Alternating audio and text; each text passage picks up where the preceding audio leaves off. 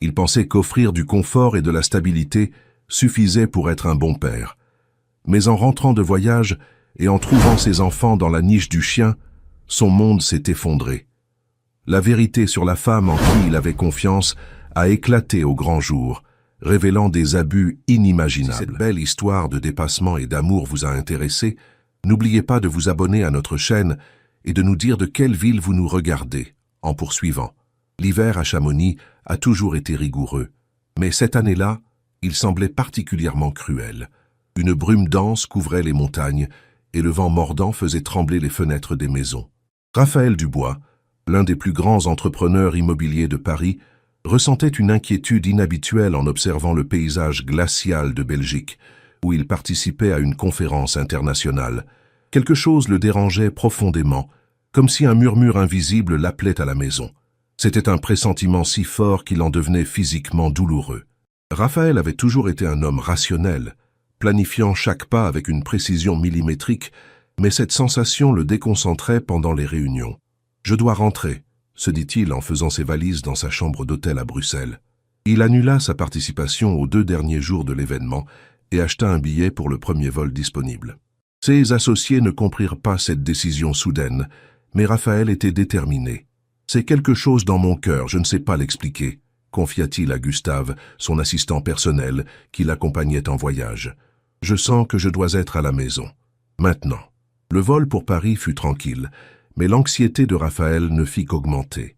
De l'aéroport de Roissy-Charles de Gaulle, il prit l'hélicoptère privé qui le mènerait directement à son manoir de Chamonix.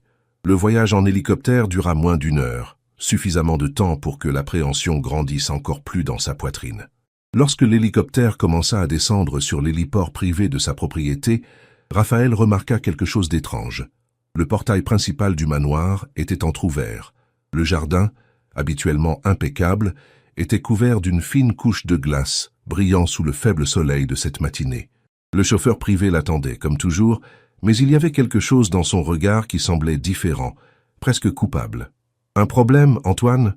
demanda Raphaël, en plaçant les valises dans la voiture. « Non, monsieur. Tout est en ordre », répondit le chauffeur, évitant le contact visuel. Raphaël demanda à faire un tour du périmètre de la propriété avant d'entrer chez lui. Il voulait respirer l'air pur de la montagne et organiser ses pensées. C'est alors que quelque chose attira son attention. Près du grand sapin qui se trouvait au centre du jardin, une petite silhouette était recroquevillée, tremblant visiblement. Raphaël ordonna d'arrêter la voiture immédiatement et sortit en courant. C'était Mathieu, son fils de 8 ans, vêtu seulement d'un pyjama fin et d'un manteau totalement inadapté au froid intense de cette région. Les doigts du garçon étaient violacés et son regard semblait perdu, lointain. « Mathieu, mon fils, qu'est-ce que tu fais dehors ?» cria Raphaël, courant vers l'enfant. Le garçon leva le visage et en voyant son père, ses yeux se remplirent de larmes. D'une voix tremblante de froid, il répondit par une phrase qui glaça le cœur de Raphaël. « Maman a dit que je devais t'attendre ici dehors, que je ne pouvais entrer que quand tu arriverais. » Raphaël sentit son sang bouillir. Il prit son fils dans ses bras, sentant son corps froid comme de la pierre. « Depuis combien de temps es-tu ici, mon fils ?»« Depuis hier soir, » répondit le garçon entre les sanglots. « J'ai eu très peur du noir, papa. » Raphaël enveloppa son fils dans son propre manteau et courut à l'intérieur de la maison, criant le nom de sa femme. « Gabriel! Gabriel !» Le manoir était silencieux, à l'exception du son faible de la télévision venant du salon principal. Raphaël emmena Mathieu directement dans sa chambre, alluma le chauffage au maximum, prit plusieurs couvertures et commença à frotter doucement les bras et les jambes de son fils pour restaurer la circulation. « Reste ici, mon fils. Je vais te préparer un chocolat chaud et ensuite nous parlerons, d'accord ?» Mathieu acquiesça simplement, tremblant toujours sous les couvertures. Raphaël descendit les escaliers comme une tempête. Il trouva Gabrielle assise confortablement sur le canapé du salon, vêtue d'une robe de soie, une coupe de vin à la main, regardant tranquillement une émission de télévision. « Qu'as-tu fait ?» demanda Raphaël, sa voix basse et contrôlée, mais chargée d'une fureur qu'il n'avait jamais ressentie auparavant. Gabrielle se tourna calmement, comme si elle l'attendait. C'était une femme éblouissante, avec des cheveux noirs qui tombaient en cascade sur ses épaules et des yeux verts perçants.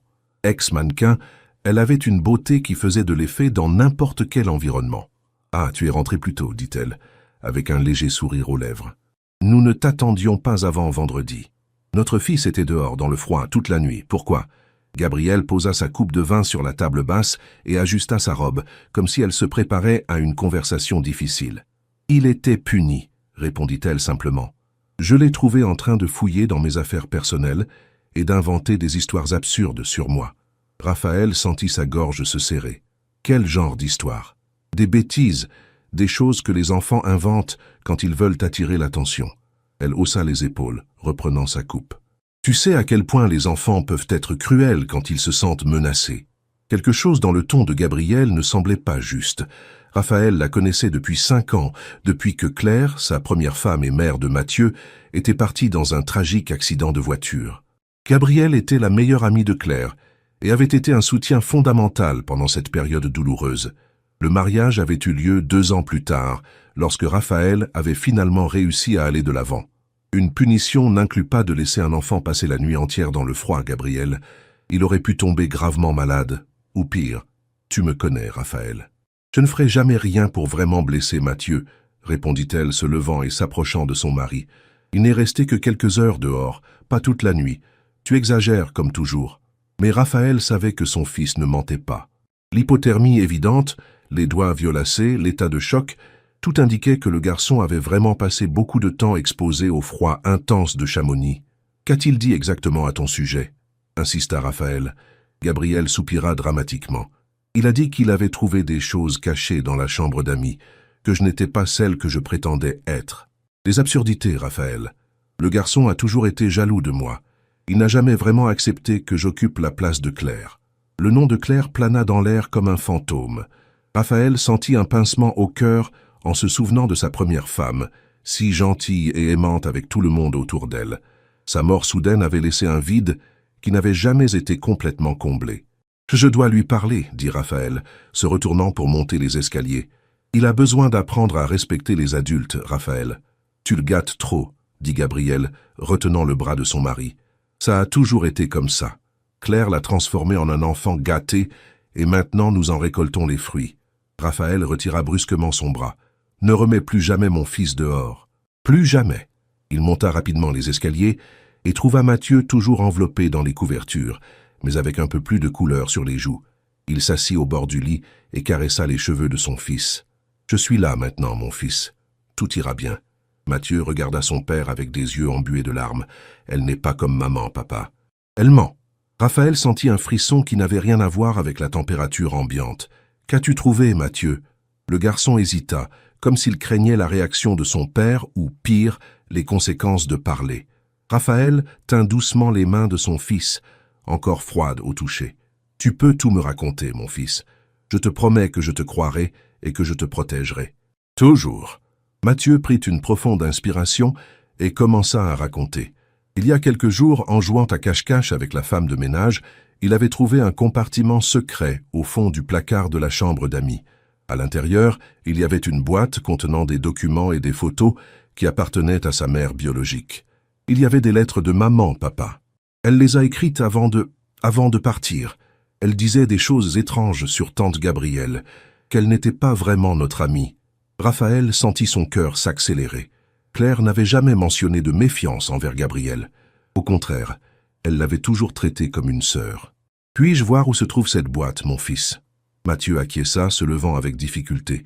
Il était encore faible après le temps passé au froid, mais semblait déterminé à montrer à son père sa découverte. Ensemble, ils allèrent dans la chambre d'amis, une pièce spacieuse rarement utilisée. Mathieu se dirigea directement vers la grande armoire en bois massif et montra à son père un mécanisme presque imperceptible au fond du meuble. En appuyant sur un point spécifique du bois, un petit compartiment s'ouvrit. Raphaël fut impressionné par la découverte. Il ne connaissait même pas l'existence de cette cachette, construite par l'ancien propriétaire du manoir. À l'intérieur de l'espace caché, il y avait une boîte métallique enveloppée dans du plastique, parfaitement conservée. Avec des mains tremblantes, Raphaël ouvrit la boîte.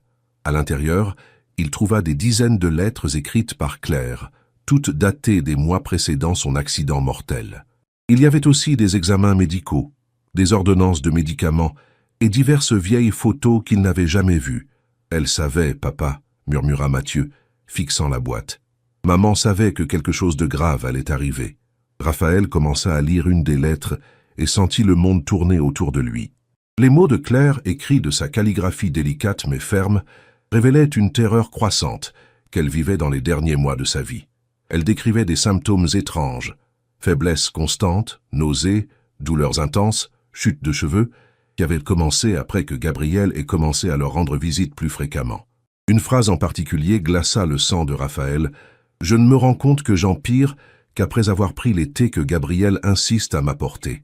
Quand j'ai arrêté de les accepter, j'ai commencé à me sentir un peu mieux. Il y a quelque chose qui ne va pas, mais j'ai peur de devenir paranoïaque. » Dans une autre lettre, Claire mentionnait avoir trouvé un flacon suspect dans le sac de Gabriel lors d'un week-end où son ami était hébergé au manoir. « Je ne sais pas ce qu'est ce liquide, mais je suis sûr que ce n'est pas un médicament ordinaire. J'ai recherché le symbole sur le flacon et cela semble lié à des substances toxiques. La dernière lettre était datée de 3 jours avant l'accident. Claire écrivait avec une urgence palpable. Si quelque chose m'arrive, Raphaël doit chercher les photos cachées avec ces lettres. Il y a quelque chose de très sombre dans le passé de Gabriel qu'elle nous cache à tous. » Raphaël sentit ses jambes flancher. Avec des doigts tremblants, il prit l'enveloppe de photos. Ce qu'il vit le laissa en état de choc. C'étaient des images de Gabriel avec une apparence différente. Cheveux différents, un autre nom sur des documents. Il y avait des coupures de vieux journaux mentionnant la disparition de femmes dans différentes villes du pays.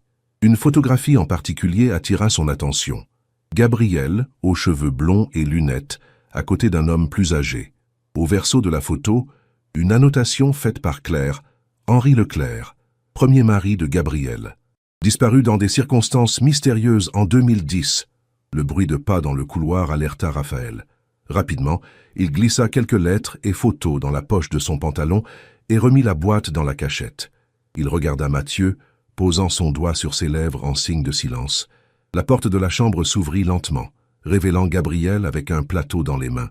Il y avait 2 tasses fumantes et une assiette de biscuits fait maison. Son sourire n'atteignait pas ses yeux, qui semblaient calculer chaque mouvement de Raphaël et Mathieu. « Je pensais que vous aimeriez un chocolat chaud, » dit-elle, posant le plateau sur une petite table. « Que faites-vous dans cette vieille chambre ?» Raphaël se leva, essayant de paraître naturel. Mathieu me montrait où il rangeait certains jouets. « Viens, mon fils, prenons ce chocolat et ensuite tu devras te reposer. » Mathieu regarda les tasses, puis son père, avec un regard de pure terreur. Raphaël comprit le message. « En fait, je pense que nous allons d'abord passer à l'hôpital, » dit Raphaël, tenant la main de son fils. « Je veux qu'un médecin examine Mathieu après tout ce temps passé au froid. » Le sourire de Gabriel vacilla un instant, mais elle se reprit vite. « Bien sûr, toujours aussi inquiet. C'est pour ça que je t'admire tant, Raphaël.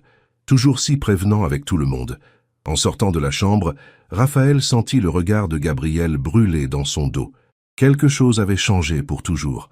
La femme qu'il pensait connaître, avec qui il partageait sa vie depuis 3 ans, était une complète étrangère.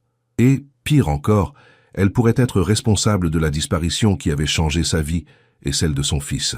En chemin vers la voiture, Raphaël serra la main de Mathieu et murmura « Tout ira bien, mon fils. Je te promets que je découvrirai toute la vérité. » Le garçon acquiesça, jetant un dernier regard au manoir imposant en pierre, où ce qui aurait dû être un foyer s'était transformé en un scénario de cauchemar. À l'horizon, les montagnes de Chamonix restaient impassibles, gardant des secrets qui allèrent bientôt éclater, changeant à jamais le destin de cette famille. Le trajet jusqu'à l'hôpital Sainte-Lucie, le mieux équipé de Chamonix, se fit dans un silence tendu. Raphaël conduisait d'une main sur le volant et l'autre serrant fermement la main de Mathieu, comme s'il craignait que son fils ne puisse disparaître à tout moment. Par la fenêtre de la voiture, les sapins se balançaient sous le vent fort, et le brouillard commençait à redescendre sur la ville, enveloppant tout d'un manteau blanc et mystérieux. « Papa, elle va être fâchée », dit Mathieu finalement, brisant le silence. Sa voix était encore tremblante, non seulement à cause du froid, mais aussi de la peur évidente qu'il ressentait. « Ne t'inquiète pas pour ça maintenant, » répondit Raphaël, essayant de paraître confiant. « D'abord, assurons-nous que tu vas bien. Ensuite, nous nous occuperons du reste. » Arrivés à l'hôpital, ils furent rapidement pris en charge. La famille Dubois était bien connue dans la région, non seulement pour son imposant manoir, mais aussi pour les généreux dons que Raphaël faisait régulièrement à l'hôpital local. La pédiatre de garde, le docteur Lucie Duval, une femme d'âge moyen aux yeux bienveillants derrière des lunettes à monture rouge, examina Mathieu avec soin. Il présente de légers signes d'hypothermie, mais rien que quelques heures d'observation et de soins ne puissent résoudre, expliqua-t-elle, tandis qu'une infirmière appliquait une compresse chaude sur les doigts encore violacés du garçon. Comment cela est-il arrivé, monsieur Dubois? Raphaël hésita un instant, choisissant soigneusement ses mots. Mon fils est resté exposé au froid pendant très longtemps. Un malentendu domestique. La médecin fronça les sourcils, ne semblant pas convaincu par l'explication vague. Monsieur Dubois, en tant que médecin, j'ai l'obligation de demander. Un enfant ne se retrouve pas dans cet état par un simple malentendu. Combien de temps a-t-il été exposé au froid exactement? Toute la nuit, répondit Mathieu, avant que son père ne puisse intervenir. Maman m'a dit de rester dans le jardin parce que j'ai trouvé les lettres de maman Claire. Un silence gênant s'installa dans la salle d'examen. Le docteur Lucie regarda directement Raphaël, ses yeux maintenant durs et interrogateurs. « Pouvons-nous parler en privé, monsieur Dubois ?» Raphaël acquiesça, suivant la médecin dans une petite pièce adjacente. Avant de partir, il embrassa le front de son fils et promit de revenir bientôt. Dans la pièce, le docteur Lucie ferma la porte et croisa les bras. « Je suis légalement tenu de signaler toute suspicion de maltraitance infantile, monsieur Dubois. Ce que votre fils vient de rapporter est extrêmement grave. » Raphaël passa les mains dans ses cheveux, sentant le poids de tout ce qu'il avait découvert ces dernières heures. « Docteur, je viens de rentrer d'un voyage. J'ai trouvé mon fils dans cet état, et je suis aussi choqué que vous. En fait, il hésita mais décida de continuer. Je crois que ma femme pourrait être impliquée dans quelque chose de très sérieux. » L'expression de la médecin s'adoucit légèrement. « Continuez. » Raphaël raconta alors ce qu'il avait découvert. Les lettres de Claire, les soupçons d'empoisonnement, les preuves que Gabrielle pourrait ne pas être celle qu'elle prétendait être. Au fur et à mesure qu'il parlait, il réalisait à quel point tout cela semblait absurde, comme un scénario de mauvais film à suspense. « Je sais que cela semble fou, conclut-il, mais j'ai des raisons de croire que ma femme actuelle pourrait avoir été responsable de la maladie de ma première femme, et maintenant, je crains pour la sécurité de mon fils. » Le docteur Lucie ajusta ses lunettes, traitant l'information. « Monsieur Dubois, j'ai travaillé dans cet hôpital pendant la période où votre première femme est tombée malade. Je me souviens du cas. À l'époque, il avait été diagnostiqué comme une maladie auto-immune rare. Et si ce n'était pas le cas? Demanda Raphaël, se penchant en avant. Et si quelqu'un empoisonnait Claire lentement? Les symptômes pourraient-ils être confondus avec une maladie naturelle? La médecin réfléchit un instant. Certains types d'empoisonnement chroniques peuvent, en effet, simuler des maladies auto-immunes. Les métaux lourds comme le mercure ou l'arsenic, par exemple, provoquent des symptômes progressifs qui peuvent être facilement confondus avec d'autres affections médicales. Raphaël sentit un frisson lui parcourir l'échine. Les lettres de Claire mentionnaient exactement ces symptômes. Faiblesse, chute de cheveux, douleurs articulaires, confusion mentale. Est-il possible de le prouver maintenant? Exhumer le corps et faire de nouveaux examens? Théoriquement, oui, selon le type de substance et le temps écoulé. Mais cela nécessiterait une ordonnance judiciaire, monsieur Dubois. Ce n'est pas simple. Raphaël acquiesça, comprenant la complexité de la situation. Que dois-je faire maintenant, docteur? Comment protéger mon fils? Le docteur Lucie réfléchit quelques instants avant de répondre. Premièrement, nous allons garder Mathieu en observation cette nuit. Deuxièmement, je vous suggère de demander une aide juridique. Si vos soupçons sont fondés, vous avez besoin d'une protection légale. Et troisièmement, elle marqua une pause, choisissant soigneusement ses mots. Ne rentrez pas chez vous seul avec votre fils. Pas avant d'être sûr que c'est sûr. Les mots de la médecin confirmèrent les craintes les plus profondes de Raphaël. Il n'était pas sûr de rentrer chez lui. Il n'était pas sûr d'être près de la femme avec qui il partageait son lit depuis 3 ans. « Merci, docteur. Puis-je rester ici avec Mathieu cette nuit ?»« Bien sûr. Je vais vous trouver un hébergement. » Lorsque Raphaël revint dans la salle d'examen, il trouva Mathieu endormi paisiblement, grâce à un léger sédatif que l'infirmière lui avait administré. Il s'assit à côté du lit et observa son fils, sentant un mélange d'amour, de peur et de détermination grandir en lui. Il promit silencieusement à Claire, où qu'elle soit, qu'il découvrirait la vérité et protégerait leur fils, quoi qu'il en coûte. Quelques heures plus tard, alors que Mathieu dormait toujours, le téléphone portable de Raphaël vibra. C'était Gabrielle. « Où êtes-vous? Il est tard. Pourquoi ne répondez-vous pas à mes appels ?» Sa voix semblait inquiète, mais il y avait quelque chose de sous-jacent, une note d'irritation ou peut-être d'anxiété que Raphaël n'avait jamais remarquée auparavant. « Nous sommes à l'hôpital, » répondit-il sèchement. « Mathieu restera en observation cette nuit. » C'est une exagération inutile, Raphaël. Il a juste attrapé un rhume. Ramène-le à la maison, je peux mieux m'occuper de lui ici. Les médecins ont préféré le garder en observation, dit Raphaël, gardant sa voix ferme. Nous reviendrons demain. Il y eut un bref silence de l'autre côté de la ligne. Quand Gabriel parla de nouveau, sa voix était contrôlée, presque trop douce. Je comprends. Tu veux que je vienne rester avec vous? Ce n'est pas nécessaire. Repose-toi, on se voit demain. Raphaël, sa voix changea, devenant plus sérieuse. Tu as trouvé quelque chose dans la chambre d'amis, n'est-ce pas? Mathieu te l'a montré. Raphaël sentit son cœur s'accélérer. Comment le savait-elle? Aurait-elle vu quelque chose dans son expression quand ils étaient sortis de la chambre? Je ne sais pas de quoi tu parles, Gabriel. Ne me mens pas. Sa voix prit une froideur qu'il n'avait jamais entendue auparavant. Je sais exactement ce qui se passe. Tu as toujours été faible, Raphaël. Claire l'était aussi. Faible et manipulable. Avant que Raphaël ne puisse répondre, la communication fut coupée. Il resta à regarder le téléphone dans ses mains, sentant une peur glaciale se répandre dans son corps.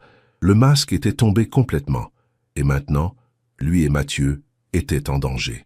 Rapidement, Raphaël composa le numéro d'Auguste Leclerc, son avocat de confiance depuis plus de 10 ans. « Auguste, j'ai besoin de ton aide d'urgence. Peux-tu venir à l'hôpital Sainte-Lucie maintenant ?» C'est une urgence. 1 heure plus tard, Auguste arriva à l'hôpital. C'était un homme grand et élancé, aux cheveux gris et au regard perspicace derrière ses lunettes de lecture. Il écouta attentivement pendant que Raphaël expliquait toute la situation, depuis le pressentiment qu'il avait fait revenir de voyage jusqu'à l'appel téléphonique perturbant qu'il venait de recevoir. « C'est extrêmement grave, Raphaël, » dit Auguste, après avoir analysé les lettres et les photos que Raphaël avait apportées avec lui. « Si la moitié de ce qui est dans ces lettres est vrai, nous parlons d'une situation criminelle grave. Et maintenant, avec ce qui est arrivé à Mathieu, nous avons aussi un grave cas de maltraitance infantile. Que devons-nous faire? Premièrement, je vais demander une mesure de protection pour vous et Mathieu. Ensuite, sur la base de ces preuves, nous pourrons demander l'exhumation du corps de Claire pour de nouveaux examens toxicologiques. Je vais également engager un détective privé pour vérifier cet historique suspect de Gabrielle. Si elle a vraiment utilisé d'autres identités, elle a laissé des traces quelque part. » Raphaël acquiesça, se sentant pour la première fois depuis qu'il avait trouvé Mathieu dans le jardin, un peu plus en sécurité. Il avait un plan. Il avait de l'aide. « Ne rentre pas au manoir, Raphaël, » conseilla Auguste. « Du moins pas avant d'avoir plus d'informations. Tu as où rester ?» Raphaël réfléchit un instant. « Oui, j'ai un appartement à Paris que j'utilise pour les affaires. Je peux y emmener Mathieu dès que nous aurons notre congé. » Excellent. Ne parle à personne de cette adresse. Pas même à des personnes de confiance. Échange de téléphone portable dès que possible. Si Gabrielle est aussi dangereuse que nous le soupçonnons, elle pourrait essayer de vous localiser. Les mots d'Auguste solidifièrent la nouvelle réalité de Raphaël. Lui et son fils fuyaient, se cachant de la femme qui avait juré de les aimer et de les protéger tous les deux. Le lendemain matin, Mathieu reçut son congé. Sa récupération physique avait été rapide, mais les yeux du garçon portaient encore une peur qu'aucun enfant ne devrait connaître. Raphaël expliqua à son fils, de la manière la plus délicate possible, qu'il ne rentrerait pas à la maison pour le moment. « Nous allons dans notre appartement à Paris, mon fils. Ce sera comme des vacances, juste nous deux. Elle va nous trouver, » dit Mathieu, s'accrochant à la main de son père en sortant de l'hôpital. « Elle trouve toujours les choses que je cache. Pas cette fois, Mathieu, je te le promets. » Dans la voiture louée par Auguste, qui les attendait à l'arrière de l'hôpital pour éviter d'être vu, Raphaël observa Chamonix s'éloigner. Les montagnes, les sapins, le brouillard, tout semblait si différent maintenant. L'endroit qu'il avait choisi pour élever sa famille, loin du chaos de Paris, s'était transformé en un scénario de cauchemar. Pendant le voyage d'environ 2 heures jusqu'à la capitale française, Raphaël passa des appels importants, réorganisant son emploi du temps professionnel pour travailler à distance pendant quelques semaines. En tant que PDG de l'une des plus grandes sociétés immobilières du pays, il prenait rarement des congés. Mais ses associés comprirent quand il mentionna des problèmes familiaux urgents. L'appartement à Paris se trouvait dans une résidence de haut standing dans le quartier du Marais, avec une sécurité renforcée et un accès restreint. C'était un endroit spacieux, mais impersonnel, principalement utilisé pour les réunions d'affaires et les nuitées occasionnelles lorsque Raphaël avait des engagements dans la capitale. « Nous allons rendre cet endroit plus confortable, » dit Raphaël en entrant avec Mathieu dans l'appartement. « Que dirais-tu d'aller faire du shopping et de choisir quelque chose pour ta chambre ?» Mathieu acquiesça timidement. Il avait toujours été un garçon joyeux et extraverti, mais les événements récents avaient laissé des marques profondes. Après s'être installé, Raphaël reçut un appel d'Auguste. « J'ai obtenu la mesure de protection », informa l'avocat. « Gabriel ne peut pas s'approcher de vous dans un rayon de 200 mètres. J'ai également engagé le détective que j'ai mentionné. Il a déjà commencé à enquêter sur son passé. » « Excellent. Et l'exhumation ? C'est plus compliqué. Nous avons besoin de preuves plus concrètes pour convaincre un juge.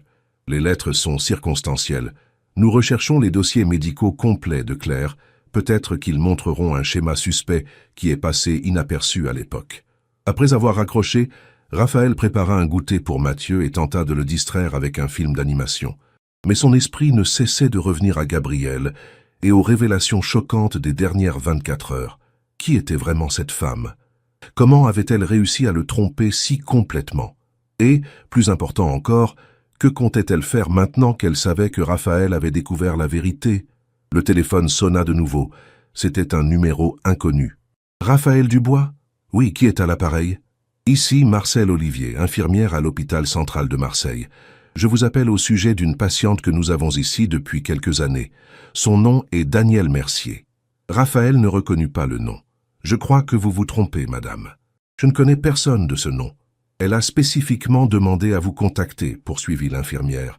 Elle a dit que vous aviez une connaissance en commun, Gabrielle Costa Dubois. Votre femme, n'est-ce pas? » Raphaël sentit son sang se glacer. « Oui, c'est ma femme. Qui est cette Danielle? Que veut-elle de moi? Monsieur Dubois, Danielle est hospitalisée dans notre unité de soins spéciaux depuis près de 4 ans. Elle a subi un empoisonnement sévère qui a compromis ses fonctions neurologiques et motrices. Avant de perdre complètement sa capacité à communiquer, elle a laissé quelques informations et a demandé que, si des nouvelles de Gabrielle Costa apparaissaient, vous soyez contacté.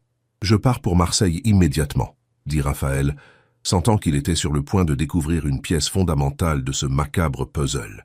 S'il vous plaît, ne parlez à personne de cet appel.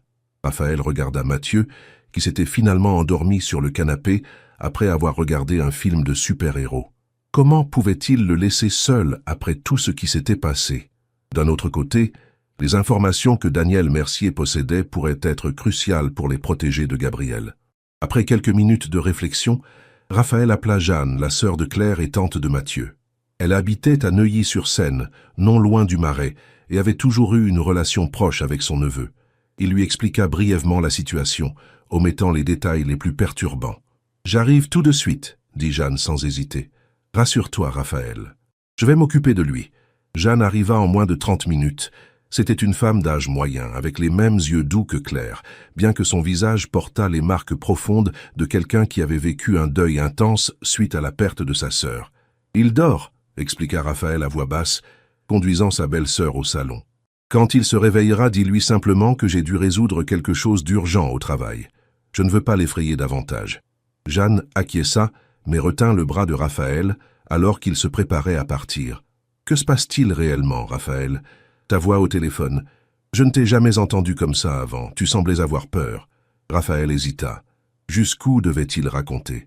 Jeanne méritait de connaître la vérité sur sa sœur, mais tout révéler maintenant pourrait aussi la mettre en danger. « J'enquête sur quelques irrégularités liées à la maladie de Claire, » dit-il finalement. « Je préfère ne pas entrer dans les détails tant que je n'aurai pas tout éclairci.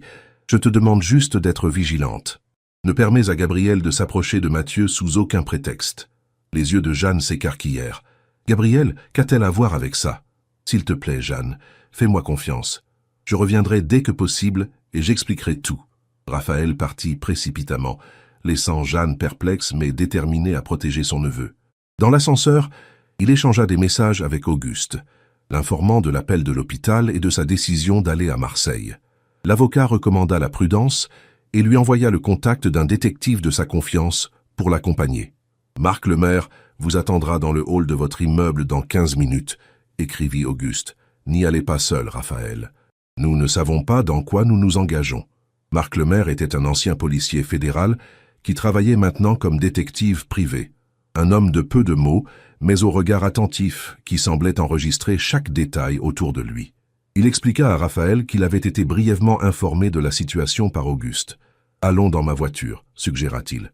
Moins de chances d'être suivi. Pendant le trajet vers Marseille, Raphaël tenta d'appeler le téléphone portable de Gabrielle, juste pour vérifier où elle se trouvait. Il n'obtint pas de réponse. Il appela alors Henri, le majordome du manoir de Chamonix. « Monsieur Raphaël, quel plaisir de vous entendre », dit Henri, semblant sincèrement soulagé. « Il s'est passé quelque chose d'étrange ce matin. Madame Gabrielle est partie avec plusieurs valises, disant qu'elle allait vous retrouver à l'hôpital. Elle semblait différente. »« Différente comment ?» Henri. « Nerveuse, agitée. Je ne l'ai jamais vue comme ça. Et elle a emporté quelques documents de votre bureau. Je sais que je n'aurais pas dû le permettre, mais c'est votre femme, alors j'ai pensé... » « Vous avez fait ce que vous avez cru juste, Henri. Merci de m'avoir prévenu. » Raphaël raccrocha, sentant l'urgence augmenter. Gabrielle savait qu'il enquêtait sur son passé, et elle était maintenant en mouvement, fuyant peut-être, ou pire, essayant de les trouver. « Nous devons être rapides, » dit-il à Marc. « Elle a une longueur d'avance sur nous. » L'hôpital central de Marseille était une structure ancienne mais bien conservée, près du port. Marcel Olivier, l'infirmière qui avait fait l'appel, les attendait à l'entrée de l'unité de soins spéciaux.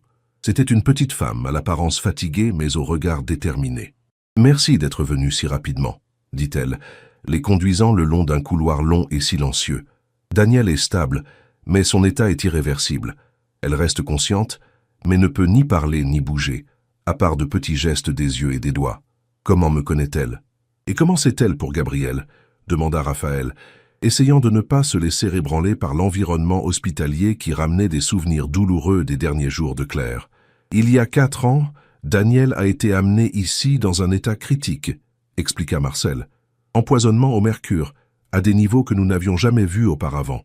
Elle était journaliste d'investigation, et avant de perdre sa capacité à communiquer, elle a réussi à nous donner quelques informations par le biais d'une lettre qu'elle a demandé de garder. Dans cette lettre, elle mentionnait enquêter sur une femme qui changeait d'identité et était associée à des cas suspects d'empoisonnement. Le nom de votre femme apparaissait comme l'une des identités de cette personne. Raphaël sentit son estomac se nouer. La théorie qui semblait si absurde quelques heures auparavant prenait des contours de plus en plus concrets et terrifiants. Cette lettre, puis-je la voir ? Bien sûr, elle est gardée dans le coffre-fort de l'administration, avec d'autres de ses effets personnels. Allons d'abord voir Daniel. Même si elle ne peut pas parler, elle a développé un système de communication par le mouvement des yeux. En utilisant un tableau avec des lettres, elle parvient à former des mots, bien que ce soit un processus lent et épuisant pour elle. Ils entrèrent dans une chambre privée où une femme d'environ 40 ans était allongée sur un lit spécial, entourée d'équipements médicaux. Ses yeux, d'un vert profond et vif, contrastaient avec l'immobilité du reste de son corps. Quand Raphaël entra, ses yeux se fixèrent sur lui avec une intensité troublante. « Daniel, voici Raphaël Dubois », présenta Marcel, s'approchant du lit. « L'homme dont vous nous avez parlé. » Les yeux de la patiente brillèrent de reconnaissance, et ses doigts bougèrent légèrement sur un appareil spécialement adapté pour elle. Marcel expliqua que c'était un système qui traduisait de petits contacts en lettres. Lentement, lettre par lettre, un message commença à se former sur le petit écran à côté du lit. « Elle a tué ma sœur aussi. » Raphaël sentit un frisson lui parcourir l'échine. « Votre sœur, Gabrielle, elle ?» Plus de lettres apparurent. « Hélène, première victime. »« Lyon. » Marc, qui jusqu'alors observait silencieusement, s'approcha. « Lyon? C'était quand, madame ?» La réponse prit plus de temps à se former. « 2008.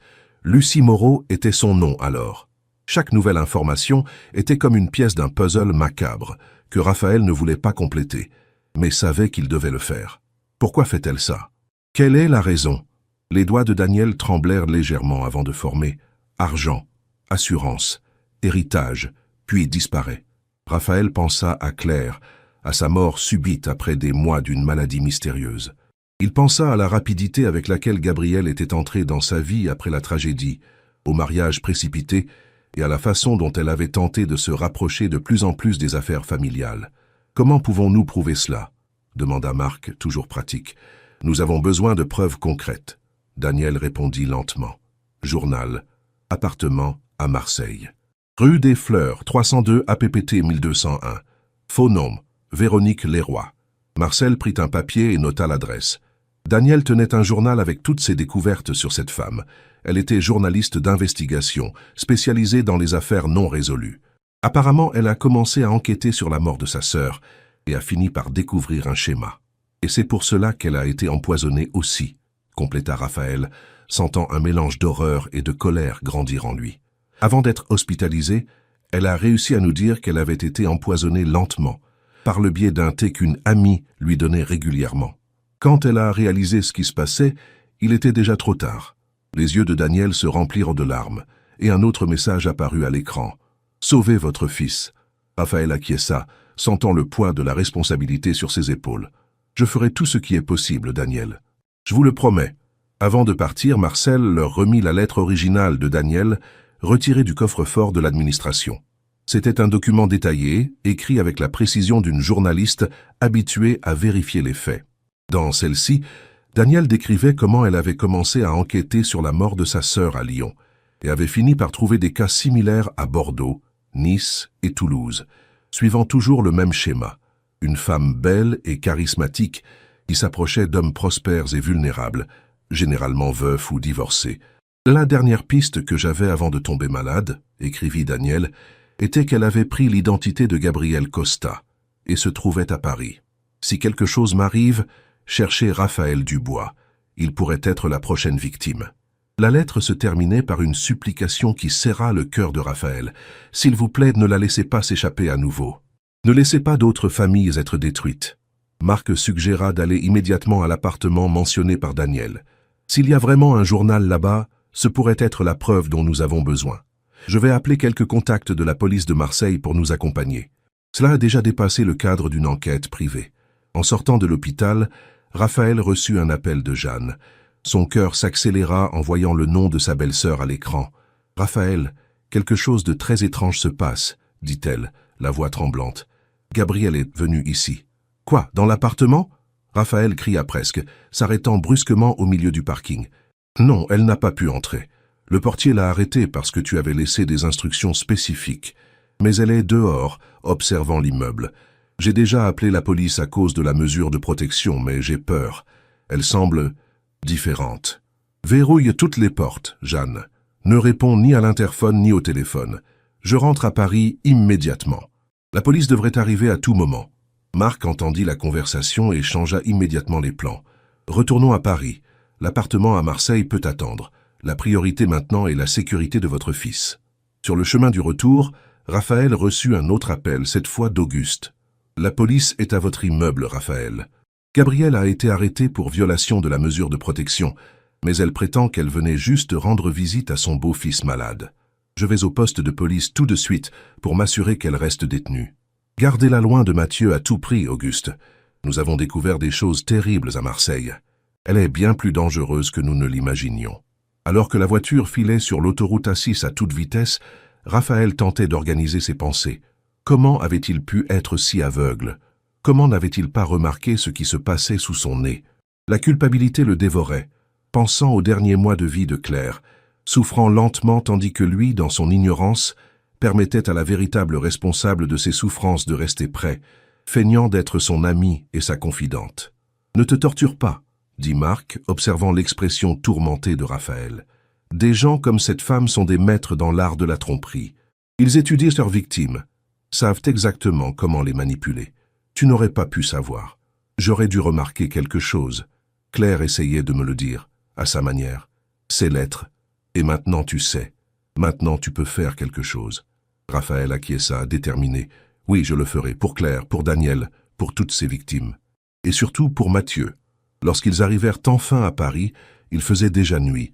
La police était encore sur les lieux et Jeanne les accueillit avec un soulagement évident. « Ils l'ont emmené, » dit-elle. Mais Raphaël, l'expression sur son visage quand elle m'a vu par la caméra de l'interphone, je n'ai jamais rien vu de tel auparavant. C'était comme, je ne sais pas expliquer. Cela ne semblait pas humain. Mathieu était dans sa chambre, endormi. Raphaël remercia sa belle-sœur d'avoir protégé son fils et lui demanda de rester une nuit de plus. « Bien sûr que je reste, » dit Jeanne. « Mais tu dois me dire ce qui se passe. » « Qu'a fait Gabriel ?» Raphaël regarda Marc, qui acquiesça d'un signe encourageant. C'était l'heure de la vérité. Ils s'assirent dans le salon, et Raphaël raconta tout. Les lettres de Claire, la découverte de Mathieu, la visite à Daniel à Marseille, l'historique des fausses identités et des victimes précédentes. Jeanne écouta tout en silence, des larmes coulant sur son visage. Lorsque Raphaël eut terminé, elle resta silencieuse quelques instants, absorbant l'impact de ces révélations dévastatrices. « J'ai toujours su qu'il y avait quelque chose qui n'allait pas chez elle, dit-elle finalement. Depuis le début. La façon dont elle est apparue dans vos vies juste après que Claire soit tombée malade, si serviable, si parfaite. Mais Claire lui faisait confiance, alors j'ai aussi essayé de faire confiance. Claire ne savait pas, répondit Raphaël. Aucun de nous ne savait. Elle était très douée pour ce qu'elle faisait. Que se passe-t-il maintenant? Demanda Jeanne, essuyant ses larmes. Demain, nous irons à Marseille récupérer le journal de Daniel, expliqua Marc. Avec un peu de chance, nous aurons suffisamment de preuves pour nous assurer qu'elle reste en prison pendant longtemps. Pendant ce temps, j'ai besoin que toi et Mathieu restiez dans un endroit sûr, compléta Raphaël. J'ai une maison de plage sur l'île de Ré que très peu de gens connaissent.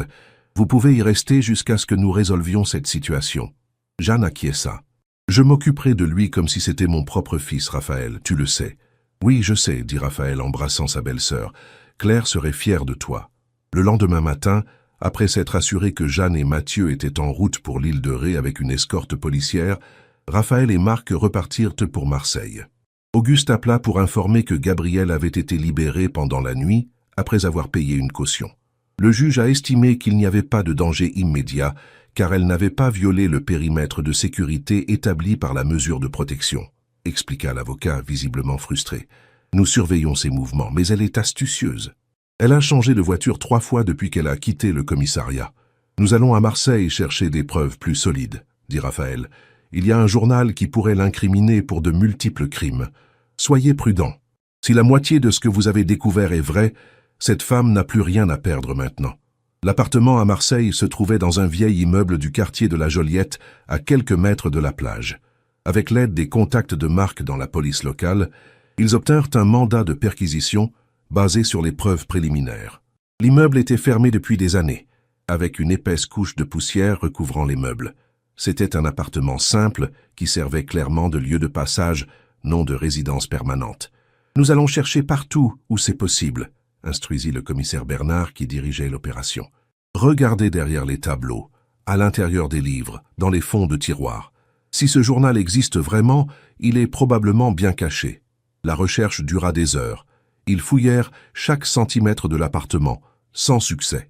Raphaël commençait à perdre espoir quand l'un des policiers attira son attention sur la cuisine. « Il y a quelque chose d'étrange avec ce mur, » dit l'agent, tapotant légèrement sur le carrelage. « Ça sonne creux. » Après quelques minutes d'examen de la zone, ils découvrirent un petit compartiment caché derrière un panneau amovible. À l'intérieur, il y avait une boîte métallique scellée. « Bingo !» murmura Marc. La boîte contenait exactement ce qu'il cherchait. Un journal méticuleusement tenu par Daniel Mercier, documentant chaque étape de son enquête sur la femme qu'il connaissait sous le nom de Gabrielle.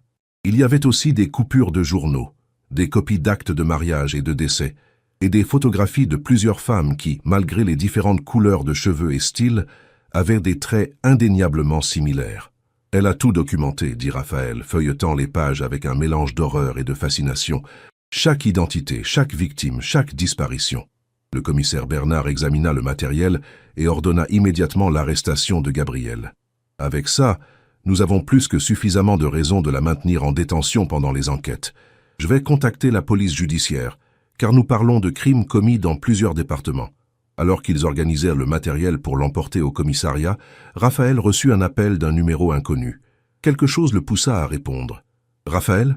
Raphaël, c'est moi. » La voix était familière, mais étrangement altérée. Raphaël mit quelques secondes à la reconnaître. « Henri, c'est vous ?»« Oui, monsieur, » répondit le majordome, sa voix presque un murmure. « J'appelle de l'hôpital. Elle est revenue au manoir ce matin, cherchant quelque chose dans votre bureau. Quand j'ai essayé de l'en empêcher, elle m'a attaqué. »« Mon Dieu, Henri, vous allez bien ?»« Je suis vivant, » répondit-il avec une légère pointe d'ironie. Mais elle a trouvé ce qu'elle cherchait. Une clé USB qui était dans le coffre-fort derrière le tableau. Elle a dit quelque chose à propos d'effacer les traces avant de partir. Raphaël pâlit. Cette clé USB contenait des sauvegardes de tous ses documents importants, y compris testament, assurance vie et contrat de propriété. Vous savez où elle est allée, Henri? Je l'ai entendu parler au téléphone avant de partir. Elle a mentionné quelque chose à propos de prendre un bateau à l'île de Ré. Le sang de Raphaël se glaça dans ses veines. L'île de Ré, c'est là que Mathieu et Jeanne étaient allés. « Commissaire !» appela-t-il, sa voix chargée d'urgence. « Nous devons contacter la police de l'île de Ré immédiatement. Mon fils est là-bas. » Et Gabriel est parti à sa poursuite. La route sinueuse qui traverse le massif des Maures n'avait jamais semblé aussi longue pour Raphaël. Même avec le commissaire Bernard, conduisant à grande vitesse, sirènes hurlantes et phares clignotants, le trajet de Marseille à La Rochelle, d'où partait le ferry pour l'île de Ré, semblait interminable. Le ciel, qui s'était levé bleu, était maintenant couvert de nuages denses qui annonçaient une tempête. « Avez-vous réussi à contacter la police de l'île de Ré ?» demanda Raphaël pour la 3e fois en 20 minutes, incapable de contenir son anxiété. « Oui, monsieur Dubois. Toutes les unités disponibles sur l'île ont été mobilisées, » répondit le commissaire, gardant les yeux sur la route. La garde-côte est également en alerte, surveillant toutes les embarcations qui approchent. Si elle tente d'atteindre l'île, elle sera interceptée. Raphaël acquiesça, mais le nœud à son estomac ne se relâcha pas. Gabrielle était intelligente et méticuleuse. Si elle avait réussi à maintenir une façade parfaite pendant des années, trompant tout le monde autour d'elle, elle aurait certainement un plan pour atteindre l'île sans être détectée. « Nous devons être plus rapides qu'elle, » murmura-t-il, plus pour lui-même que pour les autres occupants du véhicule. Marc, assis sur la banquette arrière, était au téléphone avec ses contacts, essayant de retracer les mouvements de Gabrielle au cours des dernières heures. Ils ont réussi à la localiser grâce aux caméras de péage. Elle a traversé le système autoroutier il y a environ 3 heures, au volant d'une Jeep Cherokee noire. La plaque est clonée, mais nous sommes sûrs que c'est elle. 3 heures d'avance, calcula Raphaël. Elle est peut-être déjà en train d'arriver à La Rochelle. Ne vous inquiétez pas, dit le commissaire. Même si elle arrive avant, elle ne passera pas inaperçue. Nous avons des hommes au terminal du ferry et à la marina. De plus, votre belle-sœur et votre fils sont en lieu sûr avec des policiers en alerte. Raphaël voulait y croire, mais quelque chose en lui criait que Gabrielle était plus dangereuse que n'importe lequel d'entre eux ne pouvait l'imaginer. Elle avait trompé des médecins, des infirmières, des membres de sa famille et même des détectives pendant des années. Sa capacité de manipulation était effrayante. Il tenta de rappeler Jeanne, mais l'appel tomba sur la boîte vocale. « Mince, je n'arrive pas à joindre ma belle-sœur. Ils sont probablement dans une zone sans signal, » expliqua Marc. Certaines parties de l'île ont une couverture limitée, surtout près des plages les plus isolées. La maison de plage de Raphaël sur l'île de Ré se trouvait justement dans l'une de ces zones plus reculées, sur la côte sud de l'île. C'était un endroit paradisiaque, entouré d'une végétation luxuriante de la forêt atlantique, avec un accès direct à une petite plage privée. L'isolement qui était autrefois un atout semblait maintenant un piège. Lorsqu'ils arrivèrent enfin au terminal des ferries à La Rochelle, ils furent accueillis par des agents de la gendarmerie nationale.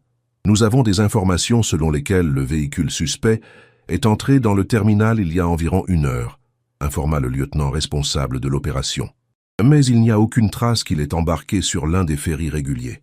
Elle a peut-être abandonné la voiture et embarqué comme piétonne, suggéra Marc. Nous avons vérifié cela aussi, répondit le lieutenant. Aucune passagère correspondant à la description. Nous surveillons toutes les caméras de sécurité, mais jusqu'à présent, rien. Raphaël sentit le désespoir grandir. Et les embarcations privées? Elle a pu engager quelqu'un pour l'y emmener. C'est une possibilité que nous envisageons. La Marine nationale vérifie toutes les marinas et les points d'embarquement alternatifs de la région. À ce moment, le téléphone portable de Raphaël sonna. C'était un numéro inconnu.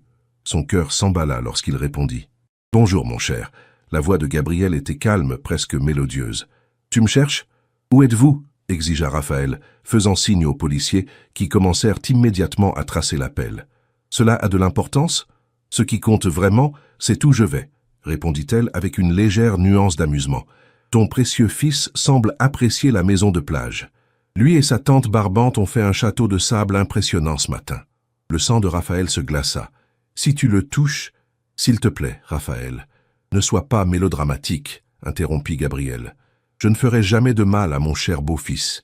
Il est, disons, mon assurance-vie maintenant. Que voulez-vous? Ce que j'ai toujours voulu, une vie confortable, avec tous les luxes que je mérite. Malheureusement, tu as tout compliqué avec tes enquêtes inopportunes. Maintenant, nous devons renégocier nos termes. Il n'y a rien à négocier, Gabriel. La police sait tout. Sur Hélène à Lyon, sur les autres maris, sur Claire, sur toutes vos victimes. Il y eut un bref silence de l'autre côté de la ligne. Quand Gabriel parla de nouveau, sa voix avait perdu son ton enjoué. « Ne prononce pas ce nom. Ne prononce jamais ce nom devant moi. »« Lequel? Hélène? Ou parlez-vous de Lucie Moreau? Ou peut-être Véronique Leroy? Combien d'identités avez-vous eues, Gabriel? Combien de vies avez-vous détruites? Tu ne sais rien, siffla-t-elle. Tu ne sais pas ce que j'ai traversé, ce que j'ai dû faire pour survivre. Alors raconte-moi, j'écoute. » Un autre silence, plus long cette fois. Raphaël fit signe aux policiers, voulant savoir s'ils avaient réussi à tracer l'appel. Le lieutenant montra une carte sur la tablette. Le signal venait de quelque part en mer, entre La Rochelle et l'île de Ré. « Mon histoire n'importe plus, » dit Gabriel finalement. « Ce qui compte, c'est ce qui se passe maintenant. Je veux 5 millions de dollars transférés sur un compte aux îles Caïmans. En échange, ton fils et cette sœur indiscrète restent en vie. J'ai besoin de temps pour obtenir cet argent, vous le savez. Vous avez 12 heures, répondit-elle, la froideur revenant dans sa voix. Demain midi, le virement doit être effectué. J'enverrai les détails du compte par message. Et Raphaël, pas de police où vous savez ce qui se passe. La communication fut coupée brusquement. Raphaël regarda les policiers, la panique évidente dans ses yeux. Nous avons une localisation approximative, informa le lieutenant. Elle est sur une embarcation se déplaçant vers la côte sud de l'île de Ré. C'est exactement là que se trouve ma maison, dit Raphaël. Nous devons y arriver le plus vite possible. Nous avons déjà activé le bateau de la police maritime, répondit le commissaire Bernard. Nous pouvons y être en moins de 30 minutes. Alors qu'ils embarquaient sur le bateau de police, Raphaël reçut le message promis, les détails du compte bancaire et un dernier avertissement de ne pas impliquer les autorités. Il était clair que Gabriel n'avait aucune idée que la police était déjà entièrement impliquée dans l'affaire. La traversée fut tendue. La mer, agitée par l'approche de la tempête, faisait bondir le bateau sur les vagues, rendant la navigation difficile. Malgré l'urgence, le pilote fut contraint de réduire la vitesse à plusieurs reprises pour éviter les accidents. « Elle veut l'argent, mais elle n'a pas l'intention de laisser de témoins, » dit Marc, criant pour se faire entendre au-dessus du bruit du moteur et des vagues. « Vous le savez, n'est-ce pas ?» Raphaël acquiesça sombrement. Il connaissait Gabrielle, ou pensait la connaître, suffisamment pour savoir qu'elle ne laisserait jamais de fils lâche. Même si elle obtenait l'argent, elle ne permettrait pas que Mathieu, Jeanne ou lui-même restent en vie pour l'incriminer.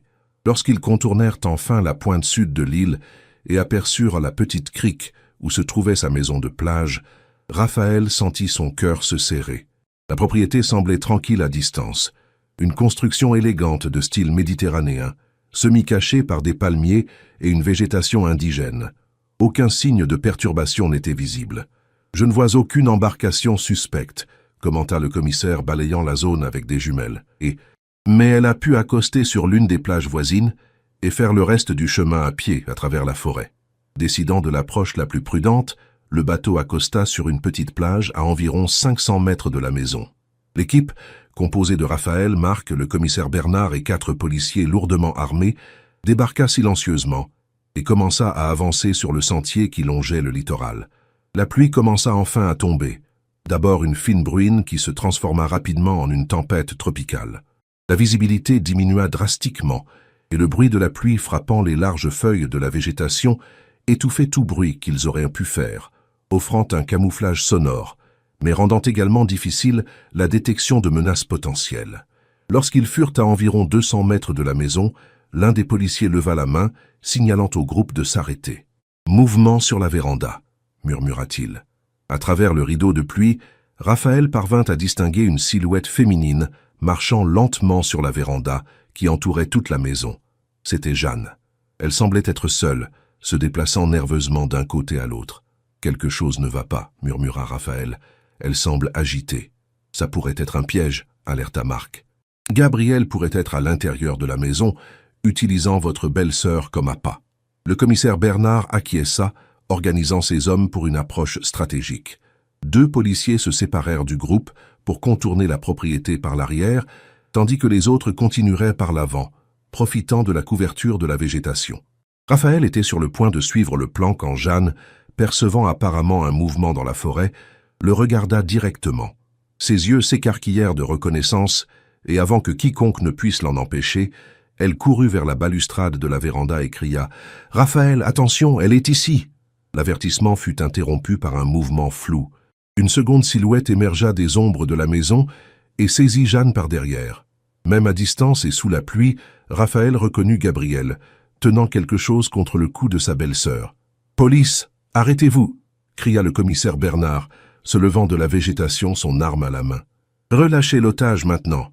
Gabrielle rit, un son froid et métallique qui leur parvint même à travers la tempête. « Vous croyez vraiment que je suis seul ici, que je n'ai pas prévu ça ?» Comment, en réponse à sa question, le son d'un moteur puissant déchira l'air.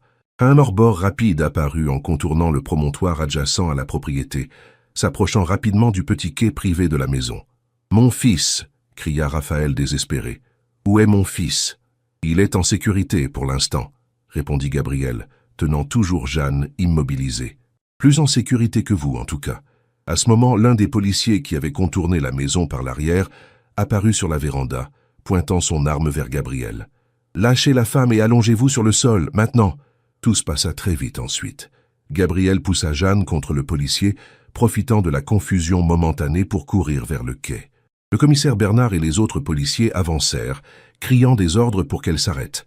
Raphaël, ignorant les avertissements de Marc, courut devant tout le monde, désespéré d'atteindre la maison et de trouver Mathieu. Il monta les marches menant à la véranda deux par deux et fit irruption par la porte principale. « Mathieu, Mathieu, où es-tu » La maison était en désordre complet. Meubles renversés, objets cassés, signes clairs de lutte. Le cœur de Raphaël battait si fort qu'il semblait sur le point d'exploser dans sa poitrine. « Papa ?» La voix faible venait d'une des chambres du couloir. Raphaël courut, ouvrant la porte avec tant de force qu'il faillit l'arracher de ses gonds. Mathieu était là, assis sur le sol du dressing, attaché avec des cordes improvisées, mais vivant. « Mon fils, Dieu merci !» s'exclama Raphaël, tombant à genoux et serrant le garçon dans ses bras de toutes ses forces. « Tu vas bien? Elle t'a fait mal ?» Mathieu secoua la tête, des larmes coulant sur son visage sale. « Je vais bien, papa. Mais tante Jeanne, elle a essayé de me protéger.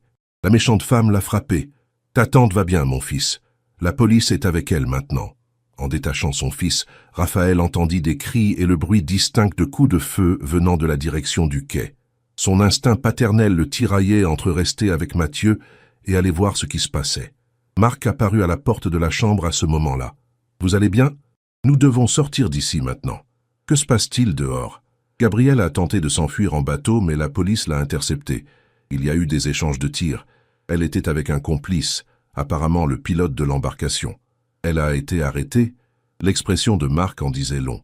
Le bateau, il y a eu une explosion. Probablement le réservoir de carburant a été touché. Il n'y a pas de survivants. Raphaël ressentit un mélange confus d'émotions. Soulagement, horreur, pitié, colère. Il serra Mathieu plus fort, comme s'il pouvait le protéger non seulement du danger physique, mais aussi des dures réalités du monde. « Sortons d'ici, mon fils, rentrons à la maison. » Dans notre vraie maison à Chamonix, Raphaël hésita. Le manoir de Chamonix, qui avait été son refuge pendant si longtemps, était maintenant taché par les souvenirs des derniers jours. Mais c'était aussi l'endroit où il avait vécu avec Claire, où Mathieu était né, où tant de souvenirs heureux avaient été créés avant que Gabrielle n'entre dans leur vie. Oui, mon fils, dans notre vraie maison. Mais d'abord, nous devons nous occuper de tante Jeanne et régler quelques affaires avec la police. Ensuite, je te promets que nous rentrerons à la maison et essaierons de reconstruire notre vie. Ensemble. Mathieu acquiesça, ses yeux reflétant une compréhension au-delà de son âge. Il avait affronté plus de traumatismes en quelques jours que de nombreux adultes dans toute une vie. Mais il y avait aussi une résilience là, une force qui rappelait à Raphaël Claire. Quand ils sortirent de la chambre, ils trouvèrent Jeanne dans le couloir, soignée par des paramédicaux. Elle avait une coupure au front et semblait secouée, mais sourit en voyant Mathieu. « Mon neveu courageux, dit-elle, tendant les bras pour embrasser le garçon. Tu as été si vaillant. »« Vous aussi, tante, » répondit Mathieu, l'embrassant doucement pour ne pas lui faire plus de mal. « Vous m'avez caché quand elle est arrivée. » Raphaël regarda par la fenêtre, vers la mer agitée. La pluie continuait de tomber fort, mais il pouvait distinguer les lumières des embarcations de la police à l'endroit où le bateau de Gabrielle avait explosé. Des équipes de sauvetage travaillaient, mais d'après ce que Marc avait dit, c'était une recherche de corps, pas de survivants. Une étrange sensation l'envahit. Ce n'était pas exactement du soulagement, ni même une conclusion. C'était comme si une histoire avait été brusquement interrompue, laissant des questions sans réponse. Qui était vraiment Gabrielle? Qu'est-ce qui l'avait poussée à devenir ce qu'elle était? Ces questions ne seraient probablement jamais entièrement résolues. Le commissaire Bernard entra dans la maison, trempé par la pluie. Nous avons pu récupérer un corps, celui du pilote du bateau. Quant à elle, le courant a probablement emporté le corps vers le large. Avec cette tempête, cela pourrait prendre des jours avant, ou jamais, compléta Marc à voix basse. Raphaël sentit un frisson qui n'avait rien à voir avec la pluie froide qui entrait par les fenêtres ouvertes. L'idée que Gabrielle aurait pu survivre d'une manière ou d'une autre, qu'elle aurait pu être quelque part, planifiant sa vengeance, était trop perturbante pour être envisagée. « Concentrons-nous sur ce qui est important maintenant, » dit-il, serrant Mathieu contre lui. « Mon fils est en sécurité, c'est tout ce qui compte. » Mais en accompagnant son fils, sa belle-sœur et les policiers hors de la maison, vers les voitures qui les ramèneraient sur le continent, Raphaël ne pouvait se débarrasser de la sensation que ce n'était pas vraiment la fin. Quelque chose en lui, le même instinct qui l'avait fait revenir plus tôt de son voyage en Belgique, lui disait que l'histoire de Gabrielle, quel que soit son vrai nom, n'était pas encore terminée. 3 mois s'étaient écoulés depuis les événements de l'île de Ré. La vie de Raphaël et Mathieu retrouvait lentement un nouveau rythme, une nouvelle normalité. Après des semaines passées dans un hôtel à Paris, tandis que le manoir de Chamonix subissait une rénovation et une redécoration complète, une tentative symbolique d'effacer les traces de la présence de Gabrielle, le père et le fils étaient enfin rentrés chez eux. C'était un dimanche matin ensoleillé, avec un ciel d'un bleu cristallin comme on n'en voyait que dans les montagnes. Raphaël observait Mathieu jouer dans le jardin avec Tobias, le Golden Retriever qu'ils avaient récemment adopté, suivant la recommandation de la thérapeute pour enfants qui suivait le garçon. La psychologue avait suggéré qu'un animal de compagnie pourrait aider Mathieu à gérer le traumatisme et à reconstruire son sentiment de sécurité. « Il va beaucoup mieux », commenta Jeanne qui venait les voir tous les week-ends. Elle s'approcha avec 2 tasses de café, en tendant une à Raphaël. « Regarde comme il sourit. Ça faisait longtemps que je ne l'avais pas vu comme ça. » Raphaël acquiesça, ressentant une vague de gratitude envers sa belle-sœur. Après l'incident, Jeanne était devenue une présence constante dans leur vie, offrant le genre de soutien familial dont ils avaient tant besoin. « Les cauchemars ont diminué, » répondit-il. « Ils arrivaient encore, mais pas toutes les nuits comme avant. »« Et toi, comment dors-tu » Raphaël esquissa un faible sourire. « J'ai encore des difficultés. » Beaucoup de questions sans réponse. Jeanne posa sa main sur son bras, dans un geste de réconfort. « C'est naturel. Vous avez traversé quelque chose de terrible. La récupération prend du temps. » Le téléphone portable de Raphaël vibra. C'était un message d'Auguste, son avocat. « Nouvelles importantes. Je suis en route pour Chamonix. J'arrive dans 1 heure. » Intrigué et un peu inquiet, Raphaël montra le message à Jeanne. « Qu'est-ce que ça pourrait être, à ton avis? Peut-être qu'ils ont trouvé... » « Son corps ?» suggéra Jeanne hésitante. La possibilité planait entre eux comme une ombre. Malgré les recherches intensives de la Marine nationale et de la police après l'explosion sur l'île de Ré, le corps de Gabrielle n'avait jamais été retrouvé. Les experts affirmaient que les courants marins et la tempête de ce jour-là avaient probablement emporté les restes au loin, peut-être vers l'océan ouvert où ils ne seraient jamais retrouvés.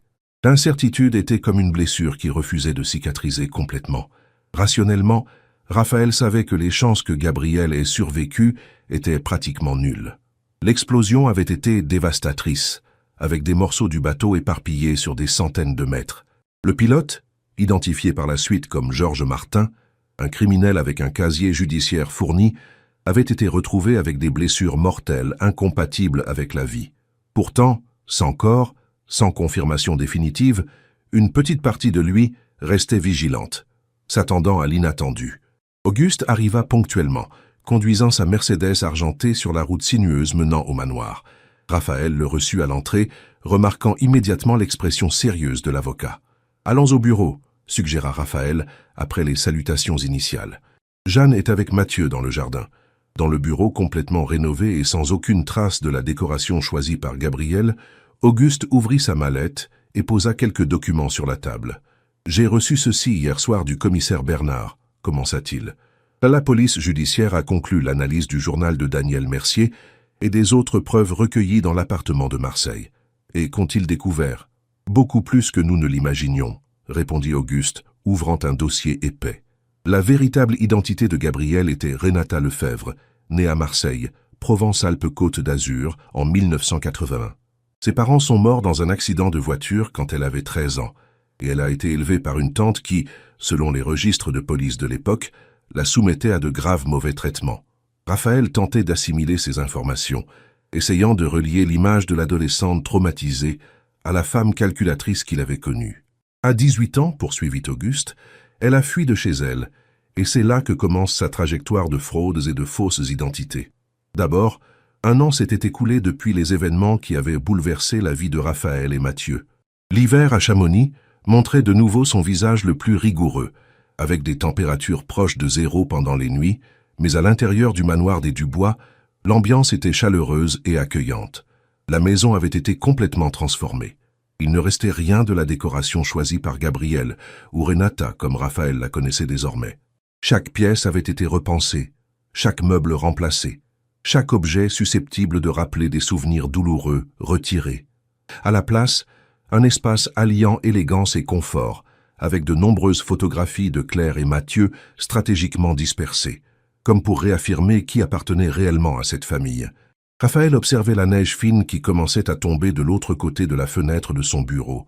Il révisait quelques documents de la société immobilière, qu'il gérait désormais principalement à distance, déléguant plus de responsabilités à ses associés pour pouvoir consacrer plus de temps à Mathieu. Le garçon, maintenant âgé de 9 ans, se préparait pour une présentation scolaire, un petit rôle dans une pièce sur la préservation de l'environnement. « Papa, comment je suis ?» demanda Mathieu, entrant dans le bureau vêtu comme un sapin, avec des branches faites de papier brun et vert sortant de ses bras, et un chapeau haut de forme décoré pour ressembler au sommet de l'arbre.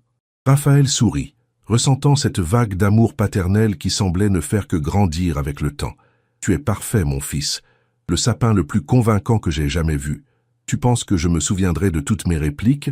demanda le garçon, clairement nerveux à l'idée de sa première présentation depuis les événements de l'année précédente. « Je suis sûr que oui. Tu as beaucoup répété. Mais même si tu oublies quelque chose, ce n'est pas grave. L'important est de s'amuser. » Mathieu acquiesça, semblant un peu plus confiant. Au cours des derniers mois, avec l'aide de la thérapie et le soutien constant de Raphaël et Jeanne, il avait fait des progrès impressionnants. Les cauchemars avaient pratiquement cessé, et le garçon était redevenu l'enfant joyeux et curieux qu'il était auparavant, bien qu'avec une maturité précoce dans les yeux qui brisait le cœur de Raphaël. « C'est l'heure d'y aller », annonça Jeanne, apparaissant à la porte. Elle vivait maintenant en permanence avec eux, occupant l'aile est du manoir, qui avait été converti en un appartement indépendant. « Nous ne voulons pas que notre star arrive en retard. » En chemin vers l'école, Raphaël remarqua une voiture sombre qui semblait les suivre depuis qu'ils avaient quitté le manoir. Son cœur s'accéléra instantanément, la vieille peur jamais complètement surmontée ressurgissant comme une vague. Il ajusta le rétroviseur pour garder le véhicule en vue. « Tout va bien, Raphaël ?» demanda Jeanne, percevant sa tension soudaine. « Oui, juste.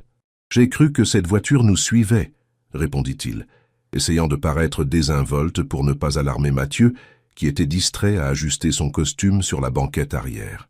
Jeanne jeta un coup d'œil discret dans le rétroviseur latéral. « C'est juste une Toyota noire. Probablement un autre parent qui emmène son enfant à la même présentation. » Raphaël acquiesça, essayant de s'en convaincre. C'était une pensée rationnelle, logique. Pourtant, il décida de prendre une autre route, tournant de manière inattendue dans une rue latérale. La voiture sombre continua tout droit, confirmant qu'elle ne les suivait probablement pas. « Tu vois ? Rien à craindre, » dit Jeanne doucement, posant une main réconfortante sur son bras. « Tu as raison, je suis paranoïaque. » Ce n'est pas de la paranoïa, Raphaël. C'est compréhensible après tout ce que nous avons traversé. Mais nous ne pouvons pas laisser la peur dominer nos vies pour toujours. La sagesse des mots de Jeanne toucha Raphaël profondément. Au cours de la dernière année, il avait constamment lutté contre l'envie de surprotéger Mathieu, de vérifier chaque ombre, de se méfier de chaque étranger. La thérapie aidait, mais il y avait des moments, comme celui-ci, où la panique primitive prenait le dessus. La présentation scolaire fut un succès. Mathieu se souvint de toutes ses répliques et improvisa même quelques passages, arrachant des rires au public. En voyant son fils briller sur scène, Raphaël ressentit un mélange de fierté et de gratitude. Malgré tout, ils avaient survécu, ils reconstruisaient leur vie, retrouvant le bonheur. Après le spectacle, alors qu'ils discutaient avec d'autres parents et professeurs dans la cour de l'école, Raphaël remarqua une femme qui les observait de loin. Quelque chose chez elle lui parut étrangement familier, bien qu'il ne parvint pas à identifier exactement quoi. Elle portait des lunettes de soleil, malgré le temps nuageux, et un chapeau qui couvrait partiellement son visage. Lorsque Raphaël la regarda de nouveau, elle avait disparu. « Tu es encore tendu », commenta Jeanne, s'approchant avec une tasse de café pour lui. « Il s'est passé quelque chose. J'ai cru avoir vu quelqu'un nous observer, mais ce doit être mon imagination qui me joue des tours. » Jeanne regarda autour d'elle, ne voyant rien de suspect. « C'est peut-être le moment d'envisager ce voyage que tu repousses. Partir un peu de Chamonix, changer d'air, ça pourrait t'aider à se vider la tête. » Raphaël avait envisagé l'idée plusieurs fois. Peut-être une saison loin, peut-être même hors de France, pourrait aider tout le monde à laisser les fantômes du passé derrière eux. Mathieu n'avait jamais connu l'étranger, et la perspective de montrer de nouveaux pays et cultures à son fils était tentante. « Tu as raison », accepta-t-il finalement. « Je vais commencer à planifier quelque chose pour les vacances scolaires du mois prochain. Peut-être l'Europe ou les États-Unis. » Sur le chemin du retour, Raphaël se sentit plus léger, comme si la décision de voyager avait enlevé un poids de ses épaules. Peut-être Jeanne avait-elle raison. Peut-être était-il vraiment temps de tourner la page une fois pour toutes. En arrivant au manoir, ils trouvèrent Auguste qui les attendait. L'avocat apparaissait rarement sans prévenir, ce qui mit immédiatement Raphaël en alerte. « Il s'est passé quelque chose ?» demanda-t-il, dès que Mathieu et Jeanne furent entrés dans la maison, les laissant seuls. Auguste semblait mal à l'aise, ajustant nerveusement ses lunettes. « J'ai reçu des informations aujourd'hui qui... Eh bien, j'ai pensé qu'il valait mieux les partager personnellement, pas par téléphone. » Ils allèrent au bureau, où Raphaël servit un verre à chacun, pressentant qu'ils en auraient besoin. « Qu'as-tu découvert ?» La police judiciaire a finalement terminé toutes les analyses des documents trouvés dans les diverses cachettes de Renata. Ils ont réussi à cartographier tout le réseau de fraude dont elle faisait partie. C'est une bonne nouvelle, n'est-ce pas? Cela signifie que d'autres personnes comme elle ont été identifiées, qu'elles ne pourront plus faire de victimes. Oui, c'est le côté positif. Plusieurs opérateurs, comme ils les appellent, ont été arrêtés dans différents départements. Mais Auguste hésita, prenant une longue gorgée de sa boisson. Ils ont aussi trouvé des preuves troublantes liées spécifiquement au cas de Renata. Raphaël sentit son estomac se nouer. Quel genre de preuves? Dans un coffre bancaire à Bordeaux, enregistré sous l'une de ses fausses identités, ils ont trouvé un carnet avec des notes détaillées sur un plan B. Apparemment, Renata gardait toujours des itinéraires de fuite élaborés pour chacune de ses opérations, y compris des identités alternatives pré-préparées, des comptes bancaires dans des paradis fiscaux et même des chirurgies plastiques prévues. Et vous me dites ça parce que le plan B pour l'opération vous concernant, vous et Claire, incluait des instructions spécifiques au cas où quelque chose tournerait mal, y compris. Auguste semblait vraiment mal à l'aise maintenant, y compris la simulation de sa propre mort. Raphaël sentit son sang se glacer dans ses veines. La question qui l'avait tant tourmenté pendant la dernière année revenait avec une force renouvelée. Vous suggérez qu'elle pourrait être vivante, que l'explosion sur l'île de Ré ait pu être... Il ne parvenait même pas à terminer la phrase. Je n'affirme rien, s'empressa Auguste de clarifier. La police judiciaire considère cette possibilité comme extrêmement lointaine. L'explosion a été minutieusement étudiée. Le bateau a été complètement détruit. Les conditions de la mer ce jour-là auraient rendu pratiquement impossible de survivre, même pour un nageur exceptionnel. Mais pas impossible, insista Raphaël. Techniquement non, admit Auguste à contre-cœur. Et compte tenu du niveau de détail et de préparation de ses plans, la police garde le dossier ouvert juste par précaution. Raphaël se leva brusquement, marchant jusqu'à la fenêtre. Dehors, la neige tombait plus intensément maintenant, couvrant le jardin d'un manteau blanc immaculé. « La voiture que j'ai vue aujourd'hui, la femme à l'école, » murmura-t-il, plus pour lui-même que pour Auguste. « De quoi parlez-vous » Raphaël raconta ses observations plus tôt dans la journée, la voiture qui semblait les suivre, la femme mystérieuse observant Mathieu pendant la présentation scolaire. « Raphaël, avec tout le respect que je vous dois, cela ressemble à de la paranoïa, » dit Auguste gentiment. « Je ne minimise pas vos inquiétudes, mais après tout ce que vous avez traversé, il est naturel de voir des menaces là où elles n'existent peut-être pas. »« Peut-être, » concéda Raphaël, sans grande conviction. « Mais s'il y a la moindre chance, aussi petite soit-elle, qu'elle ait survécu, c'est pourquoi je suis venu personnellement, » dit Auguste. « La police judiciaire a affecté un agent pour surveiller la situation discrètement. Il est arrivé à Chamonix aujourd'hui. Son nom est André Martin. Il assurera la surveillance de vous et Mathieu pendant les prochains jours, juste à titre préventif. Il n'y a pas de véritable raison de s'alarmer. Raphaël acquiesça reconnaissant la précaution, mais loin d'être tranquille. Et le voyage que nous planifions, est-ce toujours sûr? Absolument. En fait, cela pourrait être une bonne idée. Les changements d'environnement rendraient toute tentative de... Eh bien, vous sauriez si vous êtes suivi dans un nouvel endroit. Après le départ d'Auguste, Raphaël resta longtemps dans son bureau perdu dans ses pensées. La possibilité que Renata Gabriel puisse être vivante, les observant, planifiant une sorte de vengeance, était trop terrible à envisager. Mais ignorer complètement le risque serait irresponsable. Il fut interrompu par de légers coups à la porte. C'était Mathieu, déjà en pyjama, accompagné de Tobias. « Papa, je peux dormir avec toi ce soir ?» demanda le garçon, d'une voix qui rappela à Raphaël à quel point il était encore jeune et vulnérable, malgré la force qu'il démontrait quotidiennement. « Bien sûr, mon fils. Il s'est passé quelque chose ?» Mathieu mordit sa lèvre, hésitant. « J'ai eu une drôle de sensation aujourd'hui à l'école, comme si quelqu'un m'observait. Quelqu'un... de méchant. » Le cœur de Raphaël s'arrêta presque. « Tu as vu quelqu'un? Quelqu'un s'est approché de toi? » « Non, je n'ai vu personne. J'ai juste senti... Tu sais quand tu sens que quelqu'un est derrière toi, mais quand tu te retournes, il n'y a personne. C'était comme ça. » Raphaël serra son fils dans une étreinte forte, essayant de cacher sa propre peur. « Tout va bien, mon fils. C'était probablement juste l'anxiété de la présentation. Tu étais nerveux, c'est normal. » Mais en conduisant Mathieu à sa chambre, avec Tobias suivant fidèlement derrière, Raphaël ne pouvait ignorer la coïncidence inquiétante. Lui et son fils avaient tous deux ressenti quelque chose d'étrange le même jour.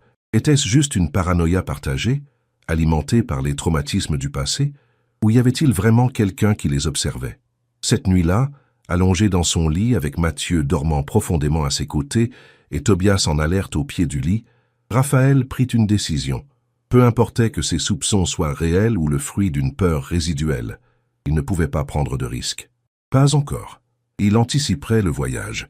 Ils quitteraient le pays le plus rapidement possible, pour un endroit où personne, pas même quelqu'un avec les ressources et la ruse de Renata, ne pourrait les trouver facilement.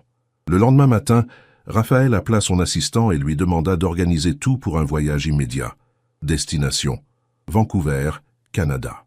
Un endroit où aucun d'eux n'avait jamais été, où ils n'avaient pas de contact, où ils pourraient vraiment recommencer, ne serait-ce que temporairement. « Nous partons en voyage, mon fils », annonça-t-il pendant le petit déjeuner, essayant de paraître enthousiaste et non inquiet. « Au Canada. Que dirais-tu de voir de la vraie neige? Beaucoup de neige. » Les yeux de Mathieu s'illuminèrent. « Ça, on pourra faire du ski, et des bonhommes de neige, et boire du chocolat chaud dans des chalets. Tout ça et plus encore, » assura Raphaël. « Ce sera une aventure incroyable. » Jeanne observait la scène avec un sourire, mais ses yeux révélaient de l'inquiétude.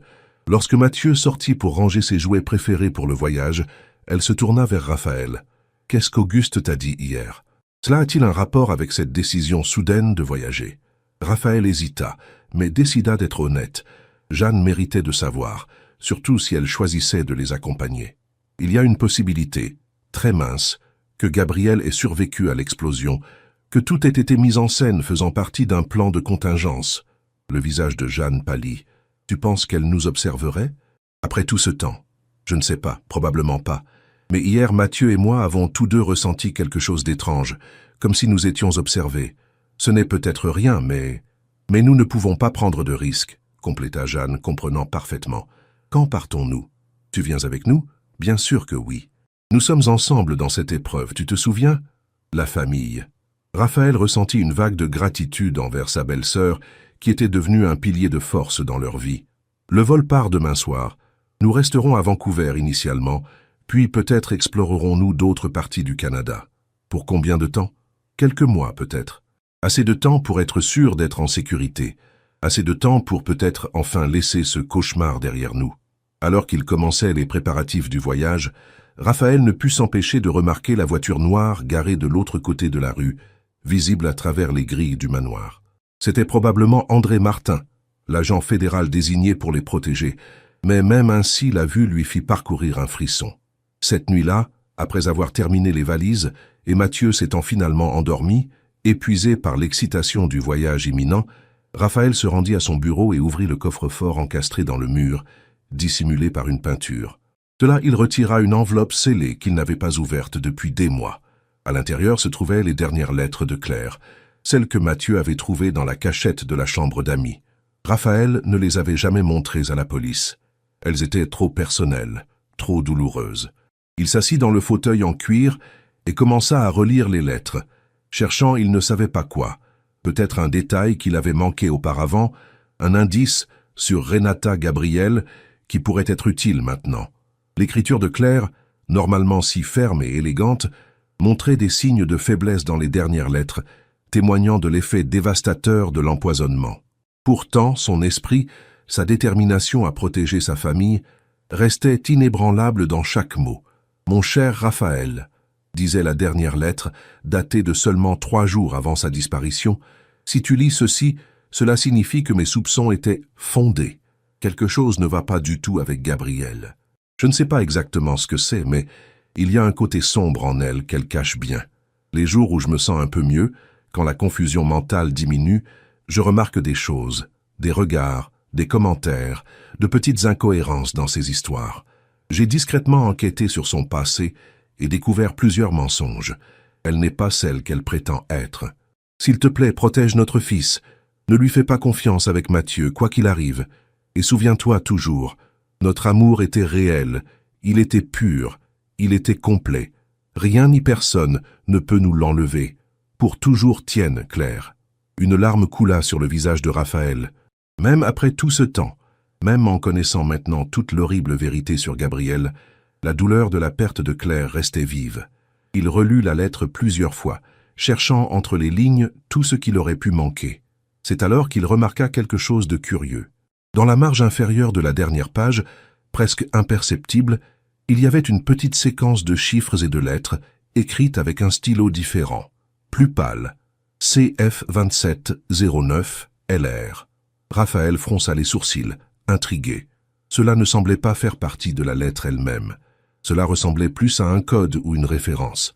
CF pourrait être les initiales de Claire Ferreira, son nom de jeune fille. 2709 semblait être une date. 27 septembre, une semaine avant sa disparition. Mais que signifiait LR? Soudain, Raphaël se souvint de quelque chose qu'Auguste avait mentionné. La première fausse identité de Renata après avoir fui Marseille, Lucie Moreau. LR. Il sentit un frisson lui parcourir l'échine. Claire aurait-elle découvert cette connexion? Aurait-elle trouvé des preuves de la véritable identité de Gabrielle et laissé cet indice codé au cas où quelque chose lui arriverait? Raphaël prit son téléphone, prêt à appeler Auguste, quand il remarqua l'heure, presque 2 heures du matin. Il décida d'attendre l'aube. Ils avaient un vol à prendre le soir suivant, et il devait être reposé pour le voyage.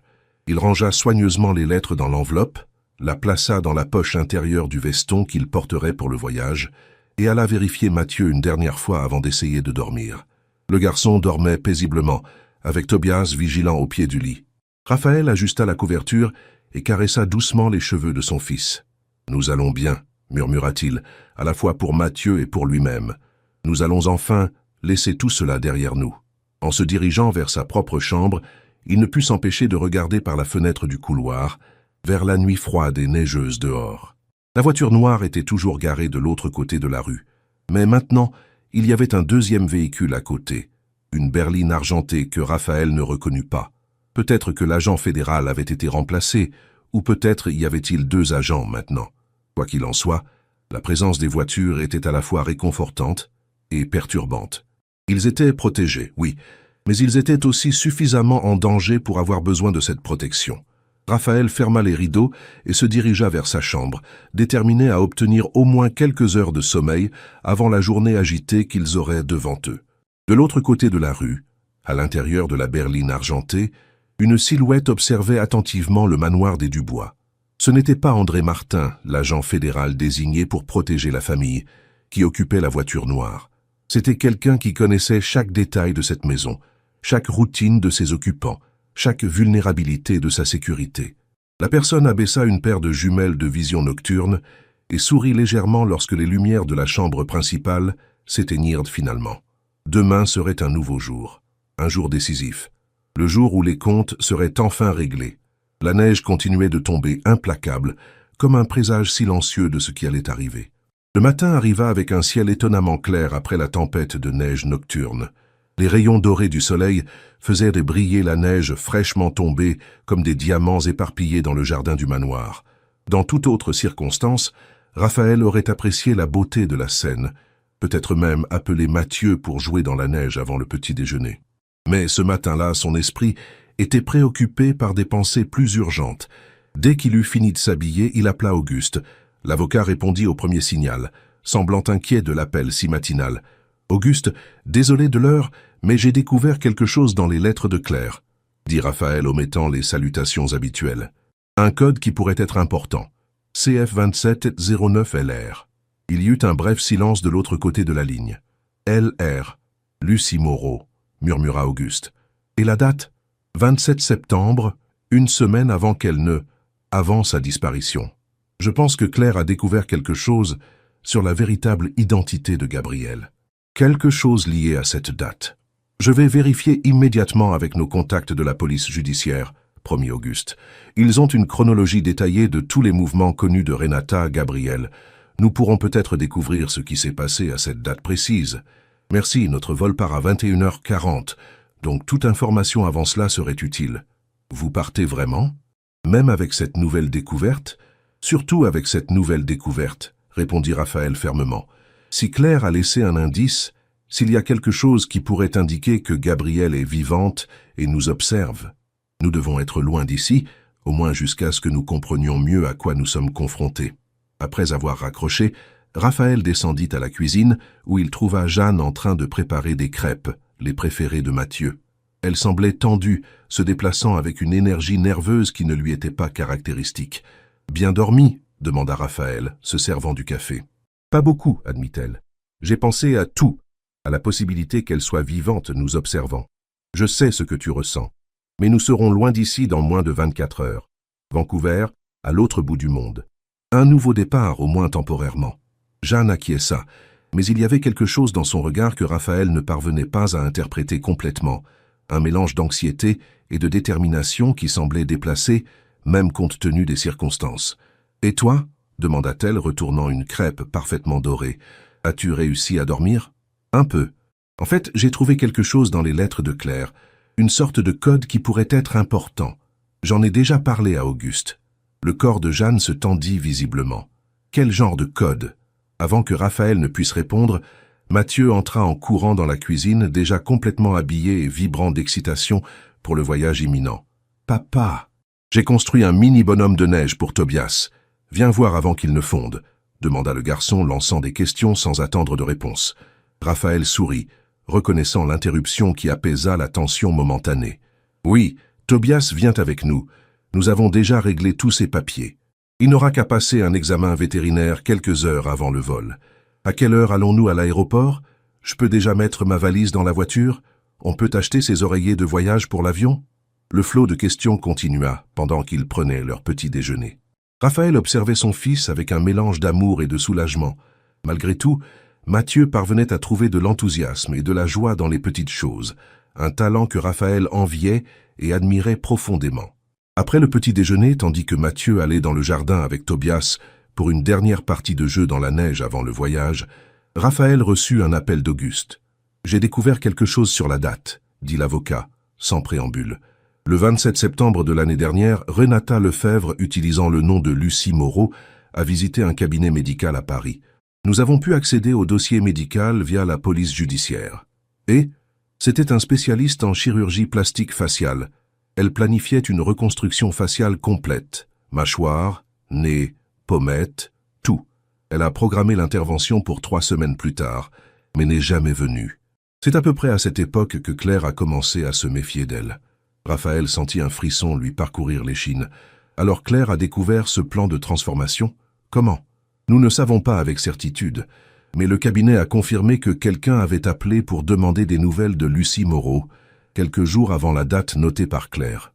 La réceptionniste ne se souvient pas exactement de la voix, juste que c'était une femme éduquée qui s'est identifiée comme assistante personnelle. « Claire n'a jamais eu d'assistante personnelle », murmura Raphaël. « Elle a dû faire semblant d'en être une pour obtenir des informations. Le plus inquiétant est ce que cela suggère, » continua Auguste. Si Renata planifiait une transformation faciale complète dans le cadre de son plan B, et si elle a réellement survécu à l'explosion sur l'île de Ré, elle pourrait être méconnaissable maintenant, compléta Raphaël, sentant le sang se glacer dans ses veines. Elle pourrait être juste devant nous et nous ne le saurions pas. Le silence qui suivit était lourd d'implications perturbantes. Raphaël regarda par la fenêtre de la cuisine vers le jardin, où Mathieu jouait joyeusement avec Tobias, complètement inconscient de l'horreur qui se déroulait dans la conversation des adultes. « Cela change les plans de voyage ?» demanda Auguste finalement. Raphaël considéra la question un instant. Non, en fait cela le rend encore plus urgent. Si elle est là avec un visage complètement nouveau, il est encore plus difficile de nous protéger ici. Nous avons besoin de l'anonymat que Vancouver nous apportera. Je suis d'accord, j'ai déjà parlé à André Martin. Il vous accompagnera discrètement jusqu'à l'aéroport, assurant votre sécurité jusqu'à l'embarquement. Après avoir raccroché, Raphaël resta immobile dans la cuisine pendant quelques minutes, essayant de traiter toutes les implications de cette nouvelle information. Claire avait découvert les plans de transformation de Gabriel. Cela expliquait pourquoi elle avait commencé à écrire ses lettres, pourquoi elle avait ressenti le besoin de créer un registre de ses soupçons croissants. « Tout va bien ?» La voix de Jeanne le tira de ses pensées. Elle était entrée silencieusement dans la cuisine, l'observant avec une expression inquiète. « Auguste a découvert la signification du code dans les lettres de Claire, » expliqua Raphaël. Gabriel ou Renata planifiait une chirurgie plastique complète, une transformation faciale. Jeanne pâlit légèrement. Alors, si elle a survécu, exactement. Elle peut être n'importe où, elle peut être n'importe qui. Un silence inconfortable s'installa entre eux. Raphaël remarqua que les mains de Jeanne tremblaient légèrement, alors qu'elle s'appuyait sur le comptoir de la cuisine. « Cela t'effraie beaucoup, n'est-ce pas ?» demanda-t-il gentiment. « Tu n'as aucune idée, répondit-elle à voix basse. L'idée qu'elle puisse être si proche, observant, planifiant, c'est terrifiant. C'est pourquoi nous devons partir. Recommencer ailleurs, où elle ne pourra pas nous trouver. » Jeanne acquiesça lentement, mais il y avait quelque chose dans ses yeux, un éclat étrange que Raphaël ne parvenait pas à interpréter complètement.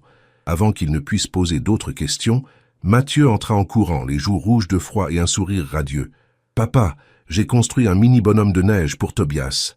Viens voir avant qu'il ne fonde. » Le reste de la journée passa dans un tourbillon d'activités. La visite chez le vétérinaire pour l'examen final de Tobias, les dernières vérifications des valises, les appels de confirmation à l'agence de voyage et au service de sécurité qui s'occuperait du manoir pendant leur absence.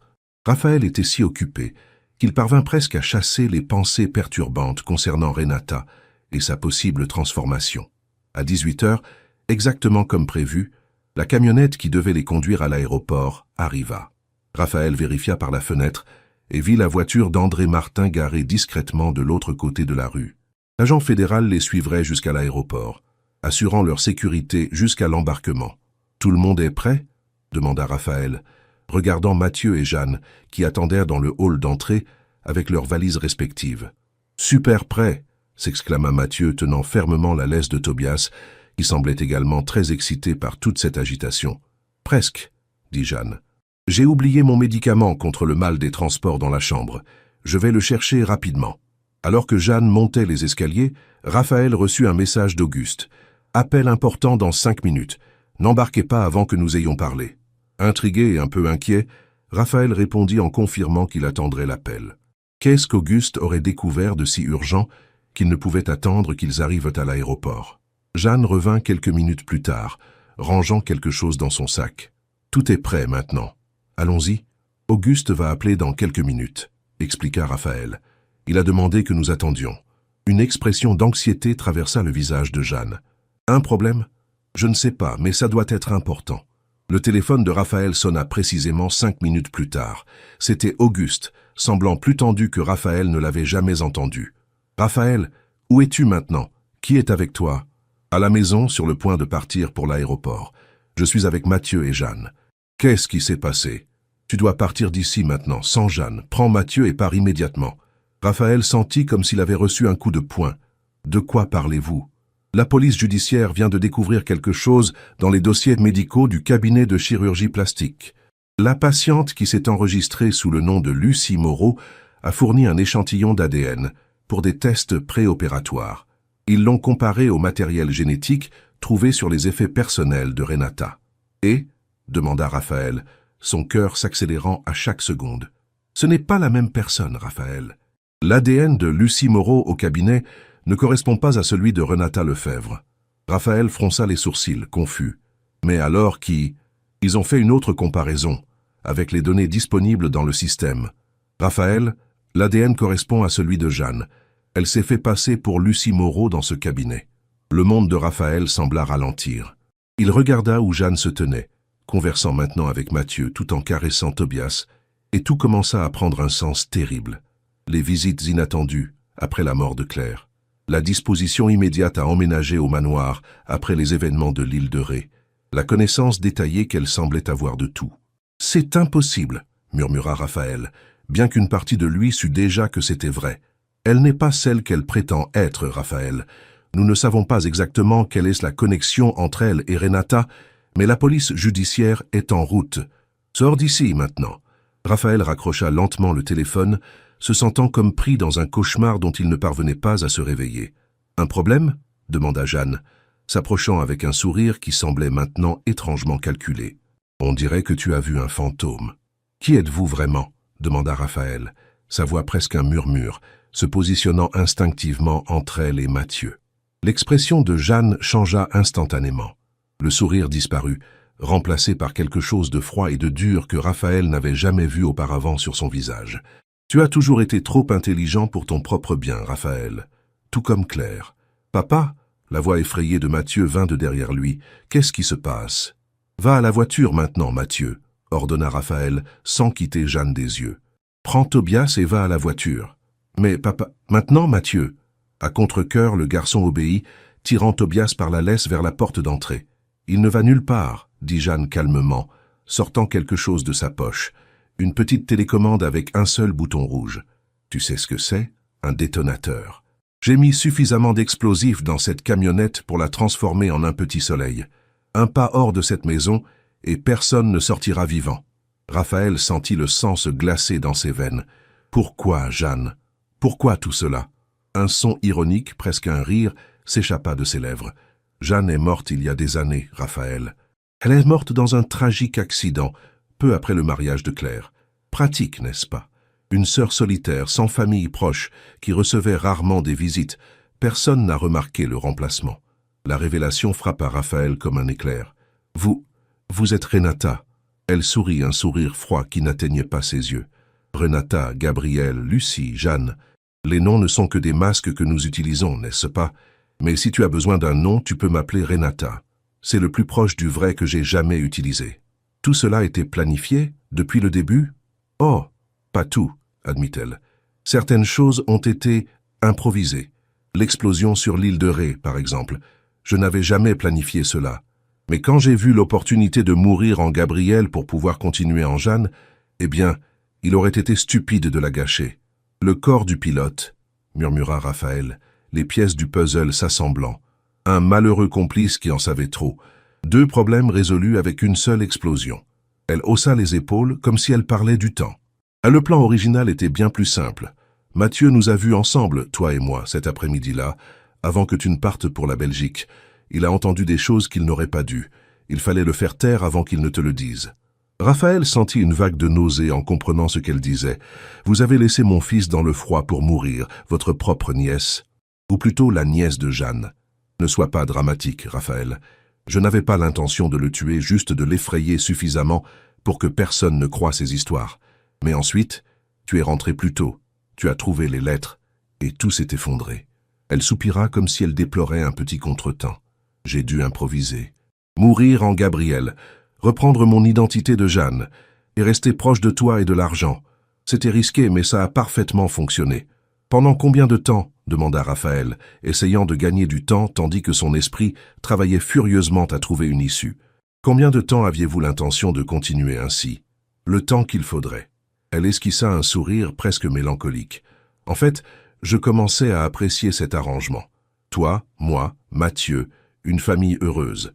Finalement, tu surmonterais complètement le deuil de Gabrielle, et qui sait ce qui aurait pu se passer entre nous. L'idée fit se révulser l'estomac de Raphaël. Il pensa à toutes les fois où il avait fait confiance à Jeanne, où il avait partagé ses peurs, ses vulnérabilités, son deuil. Et pendant tout ce temps, c'était elle, la femme qui avait empoisonné Claire, qui avait tenté de tuer Mathieu. « La police est en route, » dit-il, essayant de garder sa voix ferme. « C'est fini, Renata. Abandonnez maintenant et il y aura peut-être de la clémence. » Elle rit, un son vide et froid. « Clémence? Pourquoi faire? Pour passer le reste de ma vie dans une prison fédérale? Non, merci. J'ai un meilleur plan. » Renata ajusta sa position, se plaçant entre Raphaël et la porte, le détonateur toujours fermement dans sa main. « Nous allons tous faire un voyage, mais pas à Vancouver. J'ai un petit avion qui nous attend sur un terrain privé non loin d'ici. La France est un grand pays, avec de nombreuses frontières poreuses. Nous pouvons facilement disparaître, recommencer ailleurs. Vous croyez vraiment que j'irai quelque part avec vous, après tout ce que j'ai découvert? Oh, tu viendras, dit-elle avec une certitude absolue. Parce que si tu ne viens pas, Mathieu ne vivra certainement pas pour voir le lever du soleil. Et tu ne veux pas ça, n'est-ce pas? Raphaël sentit le désespoir grandir en lui. Il regarda Mathieu, immobile près de la porte avec Tobias, la peur évidente dans ses jeunes yeux. Comment avait-il pu être si aveugle? Comment n'avait-il pas remarqué que l'ennemi était si proche, vivant sous son propre toit? « Papa, j'ai peur, » dit Mathieu, sa voix petite et tremblante. « Tout ira bien, mon fils, » répondit Raphaël, essayant de paraître plus confiant qu'il ne l'était. « Je te le promets. » À ce moment-là, Tobias commença à aboyer furieusement, regardant Renata avec les poils de son cou hérissés. Le chien avait toujours été docile et amical, mais quelque chose chez la femme le perturbait clairement maintenant. « Fais taire ce chien, » ordonna Renata, sa voix perdant son calme calculé pour la première fois. Mathieu tenta de calmer Tobias, mais l'animal continuait d'aboyer et de grogner, comme s'il avait enfin perçu la menace que Renata représentait. « J'ai dit de faire taire ce chien !» cria-t-elle, sa contenance s'effondrant visiblement. Ce fut à cet instant de distraction que Raphaël vit sa chance. D'un mouvement rapide, il se lança contre Renata, visant le bras qui tenait le détonateur. Les deux tombèrent au sol, se battant furieusement pour le contrôle du petit appareil. « Cours, Mathieu !»« Sors de la maison !» cria Raphaël, utilisant toute sa force pour empêcher Renata d'appuyer sur le bouton. Le garçon hésita un instant, paralysé par la peur, mais Tobias sembla comprendre l'urgence de la situation. Le chien saisit la manche de la veste de Mathieu avec ses dents et commença à le tirer vers la porte arrière, loin de la camionnette potentiellement piégée à l'avant de la maison. Voyant son plan s'effondrer, Renata lutta avec une force surprenante, ses ongles griffant le visage de Raphaël alors qu'elle tentait de se libérer. « Tu as tout gâché !» cria-t-elle, son visage tordu dans un masque de haine pure. « Tout ce que j'ai construit !» D'un mouvement violent, elle réussit à frapper Raphaël d'un coup de genou à l'estomac, le faisant perdre momentanément son souffle. Profitant de l'avantage, elle se libéra et courut vers la porte par où Mathieu s'était enfui.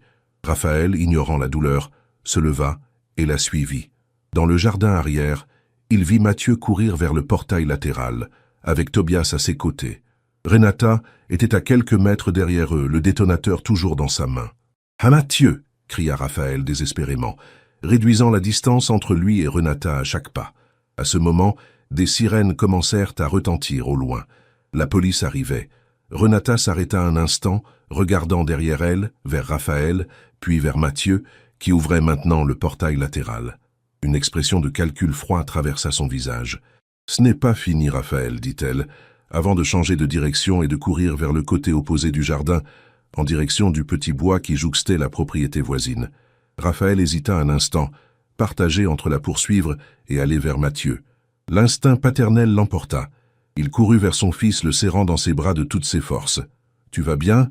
Elle t'a fait mal ?» demanda-t-il, vérifiant frénétiquement le garçon à la recherche de blessures. « Je vais bien, papa, » répondit Mathieu, tremblant dans les bras de son père. « Tobias, il savait qu'elle était méchante, n'est-ce pas? Il a toujours su. » Raphaël serra son fils plus fort, incluant le chien dans l'étreinte. « Oui, mon fils. Je crois qu'il a toujours su. » Les sirènes devinrent plus fortes, et bientôt plusieurs voitures de police envahirent la propriété. André Martin, l'agent fédéral, fut le premier à les atteindre. « Où est-elle » demanda-t-il d'urgence. Raphaël désigna le bois. « Elle s'est enfuie par là. Elle a un détonateur. Elle a dit que la camionnette était piégée avec des explosifs. » Martin ordonna immédiatement à une équipe de vérifier la camionnette, pendant qu'une autre se dirigeait vers le bois à la poursuite de Renata. Il resta lui-même pour assurer la sécurité de Raphaël et Mathieu, les conduisant à l'intérieur de la maison, loin d'éventuelles explosions ou fusillades. Les heures suivantes passèrent comme un flou. L'équipe de déminage confirma que la camionnette contenait réellement des explosifs, suffisamment pour détruire non seulement le véhicule, mais aussi une bonne partie de la maison. La police fouilla le bois et les propriétés voisines, mais ne trouva aucun signe de Renata. « Elle connaît la région », expliqua Raphaël à Martin, tandis que Mathieu dormait épuisé sur un canapé proche, avec Tobias montant la garde. Elle a vécu ici pendant des années, d'abord comme Gabrielle, puis comme Jeanne. Elle a probablement des cachettes, des voies de fuite. Nous avons émis une alerte nationale, assura Martin. Tous les aéroports, gares routières, frontières. Elle n'ira pas loin. Mais Raphaël n'en était pas si sûr. Renata avait démontré une capacité impressionnante de planification, d'adaptation et de réinvention. Si elle avait réussi à vivre comme Jeanne pendant une année entière, juste sous son nez, de quoi d'autre serait-elle capable? Auguste arriva quelques heures plus tard, semblant aussi ébranlé que Raphaël. « Comment avez-vous découvert ?» demanda Raphaël alors qu'il prenait un café dans la cuisine, gardant la voix basse pour ne pas réveiller Mathieu. « Ce fut presque par hasard, » expliqua l'avocat. La police judiciaire révisait tous les dossiers médicaux associés aux différentes identités de Renata et a remarqué une incohérence dans les examens du cabinet de chirurgie plastique. Le groupe sanguin ne correspondait pas au registre que nous avions de Renata.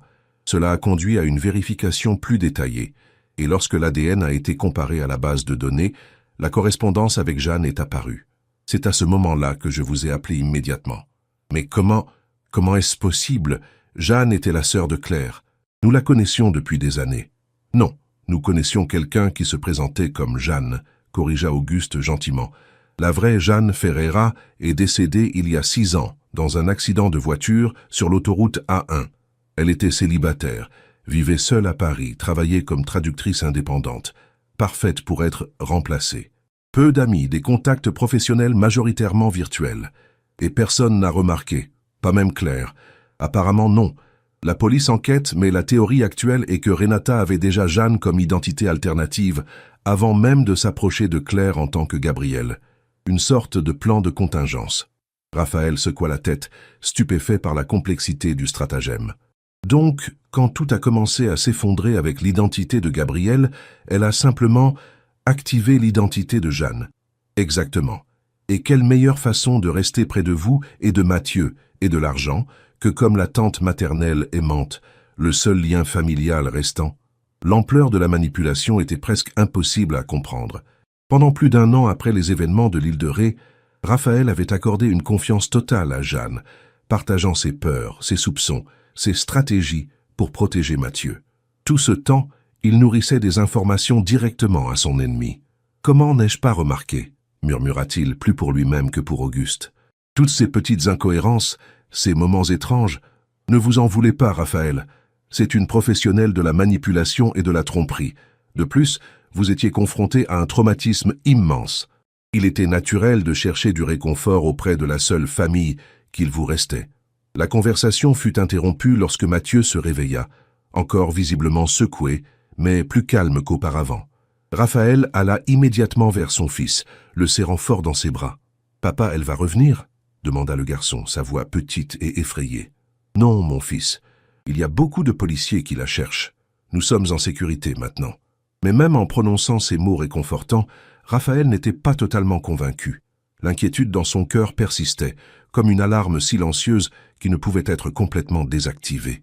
Dans les semaines qui suivirent, la vie retrouva lentement un nouveau rythme. Le voyage à Vancouver fut annulé, évidemment, mais Raphaël et Mathieu restèrent dans un hôtel à Paris, tandis que le manoir de Chamonix subissait une nouvelle et encore plus vaste rénovation, moins par nécessité que comme un moyen symbolique d'exorciser les dernières traces de la présence de Jeanne. La police judiciaire poursuivit sa recherche de Renata, mais sans succès. C'était comme si elle avait simplement disparu dans l'air. Des indices surgissaient occasionnellement. Une possible observation à Bordeaux, une transaction suspecte sur un compte bancaire à Marseille, une femme correspondant vaguement à la description, embarquant sur un bateau de croisière à Marseille. Mais tous menaient à des impasses. « Elle a pu quitter le pays », suggéra André Martin lors d'une de ses visites régulières pour informer Raphaël de l'enquête. « Nous avons des frontières étendues, certaines assez poreuses. Avec suffisamment de ressources et les bons contacts, ce n'est pas impossible. » Raphaël acquiesça, pensif. Une partie de lui espérait que c'était vrai, que Renata était loin, peut-être sur un autre continent, sans possibilité de retour. Mais une autre partie, celle qui avait appris de la manière la plus difficile à ne jamais sous-estimer son adversaire, restait vigilante. 3 mois après l'incident, Raphaël et Mathieu rentrèrent enfin à Chamonix. Le manoir avait été transformé une fois de plus, maintenant presque méconnaissable par rapport à la maison qu'ils avaient quittée. De nouvelles couleurs, une nouvelle disposition des pièces, de nouveaux systèmes de sécurité de pointe, tout conçu pour offrir non seulement du confort mais aussi de la sécurité. « Qu'en penses-tu, mon fils ?» demanda Raphaël, observant Mathieu explorer les nouveaux espaces avec Tobias toujours à ses côtés. « Ça a l'air différent, » répondit le garçon, hésitant. « Mais d'une bonne manière, je crois. Comme un nouvel endroit, mais toujours le nôtre. » « Exactement. Un nouvel endroit pour un nouveau départ. Juste nous deux. Et Tobias, bien sûr. » Mathieu sourit, le premier sourire authentique et insouciant que Raphaël voyait depuis des mois. « Et maman Claire est là aussi, n'est-ce pas? On ne peut pas la voir, mais elle est là. » Raphaël sentit des larmes lui brûler les yeux. « Oui, mon fils. Elle sera toujours avec nous. » Le soir de leur retour, après avoir couché Mathieu, Raphaël s'assit sur la véranda nouvellement construite, contemplant les lumières de Chamonix qui scintillaient au loin. C'était une nuit claire, avec des milliers d'étoiles éparpillées dans le ciel velouté. Le même paysage qu'avant, mais vu maintenant avec des yeux différents. Son téléphone vibra avec un message d'Auguste. Dernier rapport de la PJ. Aucune piste concrète sur son lieu de résidence. Il continue de chercher. Reposez-vous tranquillement. Raphaël regarda le message pendant un long moment, avant de répondre par un simple « merci ». Puis il retourna contempler les étoiles, pensant à la façon dont la vie avait tant changé en si peu de temps. Il y avait des moments, comme celui-ci, où l'idée qu'il n'entendrait peut-être plus jamais parler de Renata semblait plausible, que peut-être, enfin, le cauchemar était vraiment terminé, qu'il pouvait vraiment aller de l'avant, construire quelque chose de nouveau des cendres du passé. Mais il se souvenait alors de ces derniers mots. « Ce n'est pas fini, Raphaël. » Et il savait, au fond, qu'il ne serait probablement jamais complètement libéré de cette ombre. La vigilance, le regard par-dessus l'épaule, la double vérification de chaque porte verrouillée. Ces habitudes faisaient désormais partie de lui, peut-être pour toujours. Ce qu'il pouvait faire, cependant, c'était s'assurer que ces peurs ne définissent pas sa vie ni celle de Mathieu, qu'elles ne les empêchent pas de trouver la joie, de construire des souvenirs, d'aimer à nouveau. Regardant une dernière fois le ciel étoilé, Raphaël fit une promesse silencieuse. Il vivrait chaque jour pleinement, courageusement, malgré la peur. Pour Mathieu, pour Claire, pour lui-même. Il rentra dans la maison, vérifia Mathieu, qui dormait paisiblement avec Tobias au pied du lit, et se dirigea finalement vers sa propre chambre. Sur la table de chevet, il y avait une nouvelle photographie dans un cadre en argent. Lui, Mathieu et Claire, souriant sur une plage, bien avant qu'aucune ombre ne traverse leur vie. C'était cette image, ce souvenir de bonheur pur et simple, que Raphaël voulait préserver et éventuellement reconstruire. Un amour qui avait survécu même à la tragédie, qui restait vivant dans les sourires de Mathieu, dans les petits gestes quotidiens, dans les souvenirs partagés. Alors qu'il s'endormait, Raphaël pensa que, malgré tout, il y avait une certitude réconfortante. L'amour véritable, celui que Claire et lui avaient partagé, celui qu'ils ressentaient tous deux pour Mathieu, était plus fort et plus durable que tout mal qui pourrait croiser leur chemin. Et avec cette pensée, pour la première fois depuis longtemps, Raphaël dormit profondément, sans cauchemar, sans sursaut, juste le repos mérité de celui qui, malgré les cicatrices, croit encore à la possibilité de jours meilleurs. À des kilomètres de là, dans une petite ville de l'intérieur de la Lorraine, une femme aux cheveux courts et foncés observait attentivement un ordinateur portable. Sur l'écran des nouvelles du cas Dubois, comme la presse avait surnommé l'incident, mettait en avant le retour de Raphaël et de son fils à Chamonix, la fin de la rénovation du manoir, le retour progressif à la normalité. La femme ferma l'ordinateur portable d'un mouvement précis et se leva, s'approchant de la fenêtre de son modeste appartement. Son reflet dans la vitre montrait un visage complètement différent de celui que Raphaël ou toute autre personne reconnaîtrait, résultat de multiples chirurgies réalisées par un chirurgien sans scrupules dans une clinique clandestine à la frontière avec le Luxembourg. « Ce n'est pas encore fini », murmura-t-elle à son reflet, un sourire froid se formant sur ses lèvres. « Ce n'est que le début. Mais ceci est un autre chapitre de cette histoire, un chapitre qui peut-être n'aura jamais besoin d'être raconté. » Fin de l'histoire. Chers auditeurs, nous espérons que l'histoire de Raphaël et Mathieu a touché vos cœurs. Pour poursuivre ce voyage émotionnel, nous avons préparé une playlist spéciale avec des récits tout aussi captivants. Vous pouvez la trouver en cliquant sur l'icône à votre gauche. Si cette histoire a éveillé vos émotions, n'oubliez pas de vous abonner à notre chaîne et de laisser votre j'aime sur la vidéo. Chaque jour, nous vous apportons des histoires uniques qui explorent la complexité de la vie, de l'amour et du dépassement. Ne manquez pas nos prochains contenus et partagez avec nous dans les commentaires quel moment de cette histoire vous a le plus touché. À la prochaine.